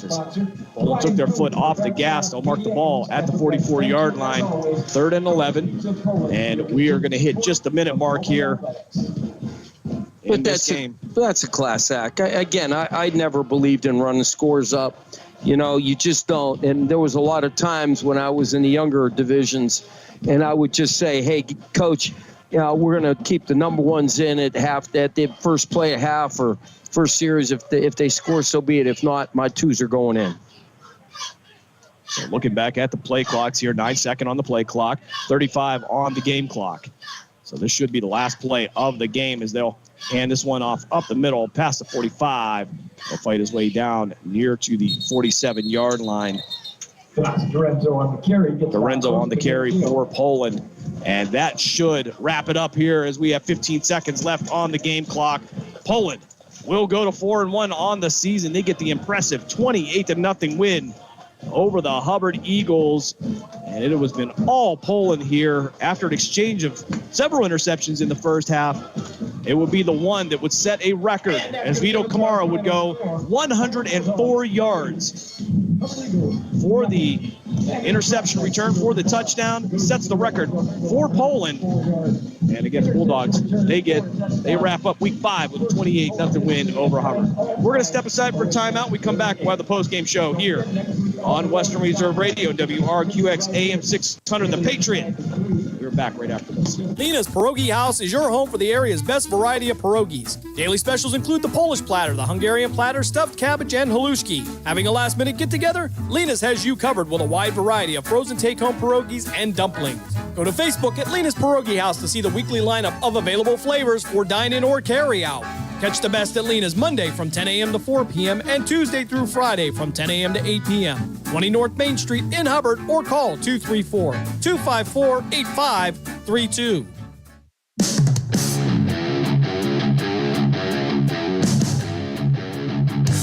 Catch all of the spring and summer action of Cleveland Cobras minor league football on the iMedia One Network. Follow the Cobras as they compete against teams from around the region and beyond in pursuit of a premier amateur football league championship. And if you're looking to continue your playing or coaching career after high school, college, or even the pros, go to Facebook at Cleveland Cobras Football or call owner Jesse Caldwell at 330-416-3442. Part of the excitement of Cleveland Cobras football.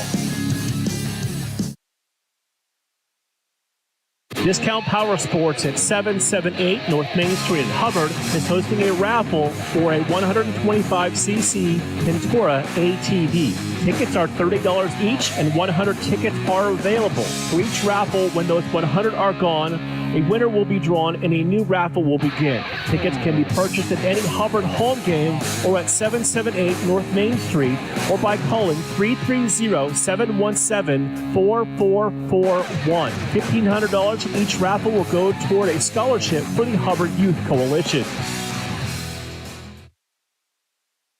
That's why you need Repair That Glass. Specializing in windshield replacement and all other auto glass, we offer a full range of automotive glass repairs. Our technicians can do everything from minor chip repair to a complete replacement. Your windows don't go up or down, they can fix that too, along with custom glass work and antiques. Repair That Glass is a family-run business for over 40 years. Repair That Glass. Call for your appointment now at 330-534-3192. We now return you to the Cleveland Cobras High School Football Game of the Week on the iMedia One Network. Post-game show here at Pavlansky Field in Poland. Poland with the 28-0 win over Hubbard. Take a look at the scoring recap here, see how we got here. All the scoring in the first half. In the first quarter, 6-10. It would be Barone on a 10-yard reception from Vito Camaro would put Poland up by a score of 7-0. At 6:38 of the second quarter, it would be David Zippolitas. He would break a 53-yard run into the end zone, and the freshman would make it 14-0 for the Bulldogs. 4:49 of the second quarter, it would be Oliver McCauley on a 10-yard touchdown reception from Camara. And then, of course, maybe the biggest play of the game, at least the most consequential in terms of records, as with no time left on the clock, Poland would kick off the ball in the end zone. It'd be Vito Camaro going 104 yards on the pick six. It would give Poland the 28-0 lead, and there would be no scoring in the second half. Take a look at some of the numbers here for this game. In first downs, it would be 12 for Poland and 20 for Hubbard. Of course, Hubbard working on the short drives there in the first half. For Poland, 26 carries for 131 yards. For Hubbard, it would be 29 carries, Coach, for 68 yards. Poland doing a great job shutting down the Hubbard run game. Yeah, I'll tell you what, that defense, they came to play, and I'll tell you what, they were not denied. They shut them down, and outstanding job in the offense. So all around, I think there was only a few mistakes. Again, the passing kind of hurt them a little bit, but it was just slugfest back and forth. No harm, no foul. But outstanding job running the football in the lines. Great job. Poland averaging 5 yards a carry, where Hubbard was at 2.3. Again, Vinny Tafaro slowing that down almost by himself. Yeah. Poland goes 3 for 8 in passing. Hubbard 7 for 17. Poland would have 20 completions and they would average just about 2.5 yards passing per play. Hubbard, on the other hand, would average 4.4. Total plays for Poland, 35 plays, 141 yards. For Hubbard, 51 for 176 yards. Again, after the multiple turnovers there, they pretty much canceled each other out. The big one coming from Vito Camaro on the return. Third down conversion, Poland 1 for 8 again. In the first half, you didn't think too much. They were 0 for 2, but not much better in the second half here. Tried to keep those drives going. And then for Hubbard, they were 7 for 16. So Hubbard with the ball a lot in the second half in here, but Poland, you get concerned a little bit on those third down conversions. Yeah, but again, the score shows that did they actually need third down to keep drives alive when they're scoring at will? So, I mean, it's just first downs doing what they got to do. Now, you talk about sacks in the backfield for Poland, it would be 5 sacks for a minus 29-yard loss. on behalf of the Bulldogs. Take a look at some individual stats for the game. Kamara 2 for 6 in passing, only 10 yards. Zipolitas 1 for 2. On receptions, it would be Barone, McCauley, and Maseko, all with 1 reception. Of course, McCauley's and Barone's both going for a touchdown. Right.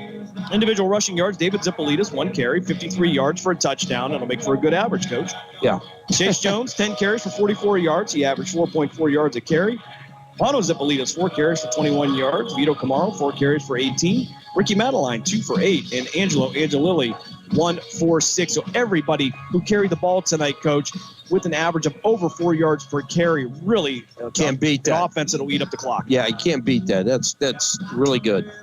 For Hubbard, Ackwelder, he was 7 for 17 for 108 yards. Receiving, it would be Braden Songer, 3 receptions for 54 yards. Dropped that big touchdown pass down there in the first half. Thanks, brother.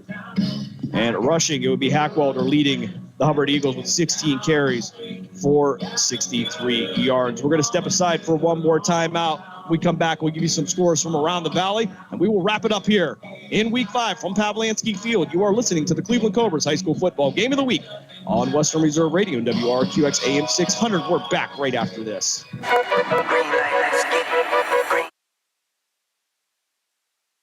Mahoning Valley Federals is the area's minor league football team. After only 2 years in existence and an appearance in the league playoff semifinal game, the Federals are looking to add Valley High School and college talent to help take the next step toward a league championship. For more information on how to become part of the Federals' journey, go to Facebook at the Mahoning Valley Federals Developmental Football Team or contact General Manager John Galbraith at 330-540-1099. The Mahoning Valley Federals, honoring the football tradition in the Valley. Lena's Pierogi House is your home for the area's best variety of pierogies. Daily specials include the Polish platter, the Hungarian platter, stuffed cabbage, and halushki. Having a last-minute get-together? Lena's has you covered with a wide variety of frozen take-home pierogies and dumplings.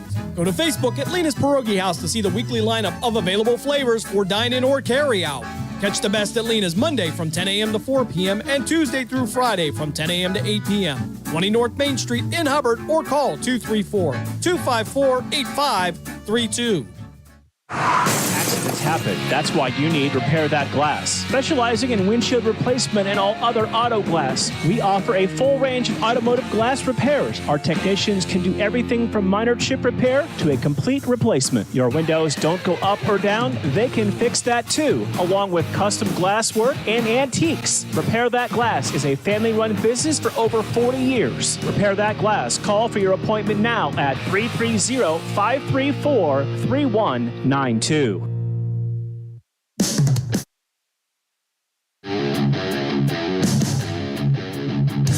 Catch all of the spring and summer action of Cleveland Cobras minor league football on the iMedia One Network. Follow the Cobras as they compete against teams from around the region and beyond in pursuit of a premier amateur football league championship. And if you're looking to continue your playing or coaching career after high school, college, or even the pros, go to Facebook at Cleveland Cobras Football or call owner Jesse Caldwell at 330-416-3442. Part of the excitement of Cleveland Cobras football.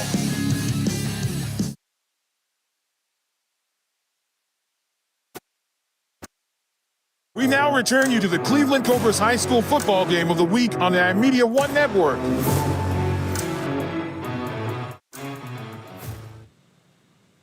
Back here one last time at Pavlansky Field in Poland as we wrap up Week 5 of the Ohio High School football season. Take a look at some scores from around the valley on the Discount Power Sports scoreboard update. Discount Power Sports is your go-to store for discount ATVs, dirt bikes, go-karts, electric bikes, and more. Visit Discount Power Sports at 778 North Main Street in Hubbard or call 330-717-4441. Some games going final here tonight, but we'll take a look over at Beaver Local in Salem. They're all tied up at 25 there in the fourth quarter. Liberty taking the 42-24 lead over Brookfield. Joey Simon and the Leopards trying to get the win this week. Cheney shutting out Canfield by a score of 22-0. Wow. And again, you wonder where for Poland, you look back and it's kind of concerned you a little bit. You just didn't, last week. Yeah, things just didn't click last week. That's all. So West Branch with a 27-7 lead over Howland. Wellsville 35, Leetonia 0. McDonald with a 46-7 lead over Jackson Milton. Over on the PA side, Reynolds 21, Lakeview PA 14, Crestview 46, Southeast 19. Springfield, they are in the lead now 30-8 over Camel. And Valley Christian with a 49-22 lead over East Palestine. Over on Tri-County Digital Broadcasting with Matt Lipsack and Matt Emster, Mineral Ridge Rams. They lead the Waterloo Vikings 28-18. That reported in the fourth quarter. Boardman now trailing Riverside by a score of 24-21. Riverside making the comeback. A great game over there. Garrettsville Garfield, the G-Men, with a 42-0 lead over Champion. Columbiana 28, Lisbon 26. Western Reserve taking it to Lowville now, 41-22. Over on the PA side, Greenville 49, Mercer 13. Lakeview here in Trumbull County 28, Niles nothing. Bulldogs shutting out the Red Dragons. Girard now with a 21-7 lead over Pie Valley. At last report, this is still in the first half that our last report we got from Youngstown East. They are leading Shaw 6-0. No update on there. Over on Western Reserve Radio 2 and Sports Radio 1240 with Mark Means and Dave Clark, the South Range Raiders with a 30-13 lead over the Struthers Wildcats. Both teams coming in undefeated here in Week 5. Struthers will get out tonight with a 4-1 record. South Range will remain perfect at 5-0. United with a 17-14 lead over Southern.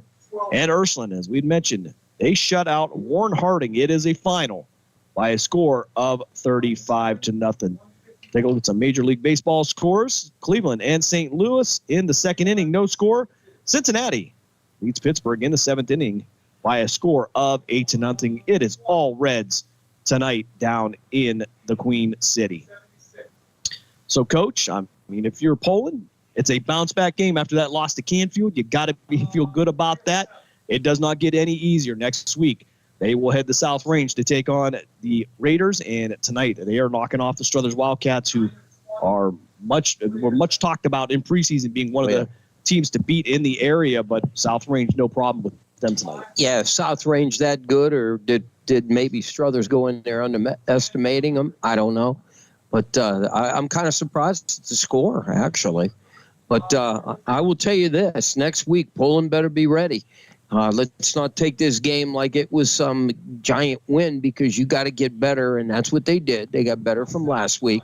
But, boy, they got to play airless football next week, because you're going to play the best of the best. That's certainly an exciting night tonight, again, as we've had records set. The defense got a shutout, and really can't complain about tonight, other than, again, we talked about the many interceptions in the first half, basically just tossing the ball back and forth to each other. Right. So before we wrap it up here, I want to thank all of our sponsors tonight, including Jesse Caldwell and the Cleveland Cobras, Malutic Live, Repair That Glass, the Mahoning Valley Federals, Discount Power Sports, Lena's Pierogi House, and, of course, Brian Tolnar and the Mill Creek Metro Parks Golf Course. Want to thank Brian Banfield and the Poland administration for having us again this week. And we enjoy being here every week here as the Poland Bulldogs continue on a great 2024 season here. They will get out this week with a 4-1 record. Again, they will head to South Range next week to take on the Raiders. I want to remind you, coming up tomorrow, 9 a.m., it'll be the Saturday Morning Sports page with Pat Lucci and Dave Clark. And then pregame at 12:10 for the Grove City Wolverines as they travel to Latrobe, Pennsylvania to take on the St. Vincent Bearcats. Again, 12:10 pregame, 1 o'clock kickoff. And you can join Mark Means, myself, and, of course, Dave Ferris down at Chuck Noll Stadium. I think if you're a Steelers fan, you recognize that name. And the Grove City Wolverines looking to go 2-0 on the season. St. Vincent Bearcats, they come in at 1-1. They knocked off Allegheny last week. So, again, for the coach, Bob Gessler, for Dave Ferris, for Matt Craven, for Pat Lucia, I am Jim Craven. Thanks for joining us here in Week 5 of the Ohio High School football season. One last time here tonight, the Poland Bulldogs, they get the shutout. They knock off the Hubbard Eagles by a score of 28-0. And we will do it all again next week right here on Western Reserve Radio and WRQX AM 600 The Patriot. Have a fantastic weekend, everybody. And we hope you can hear us tomorrow as we bring you some college football. Good night, all. We thank you for joining us for this special presentation of Western Reserve Radio. And we now return to our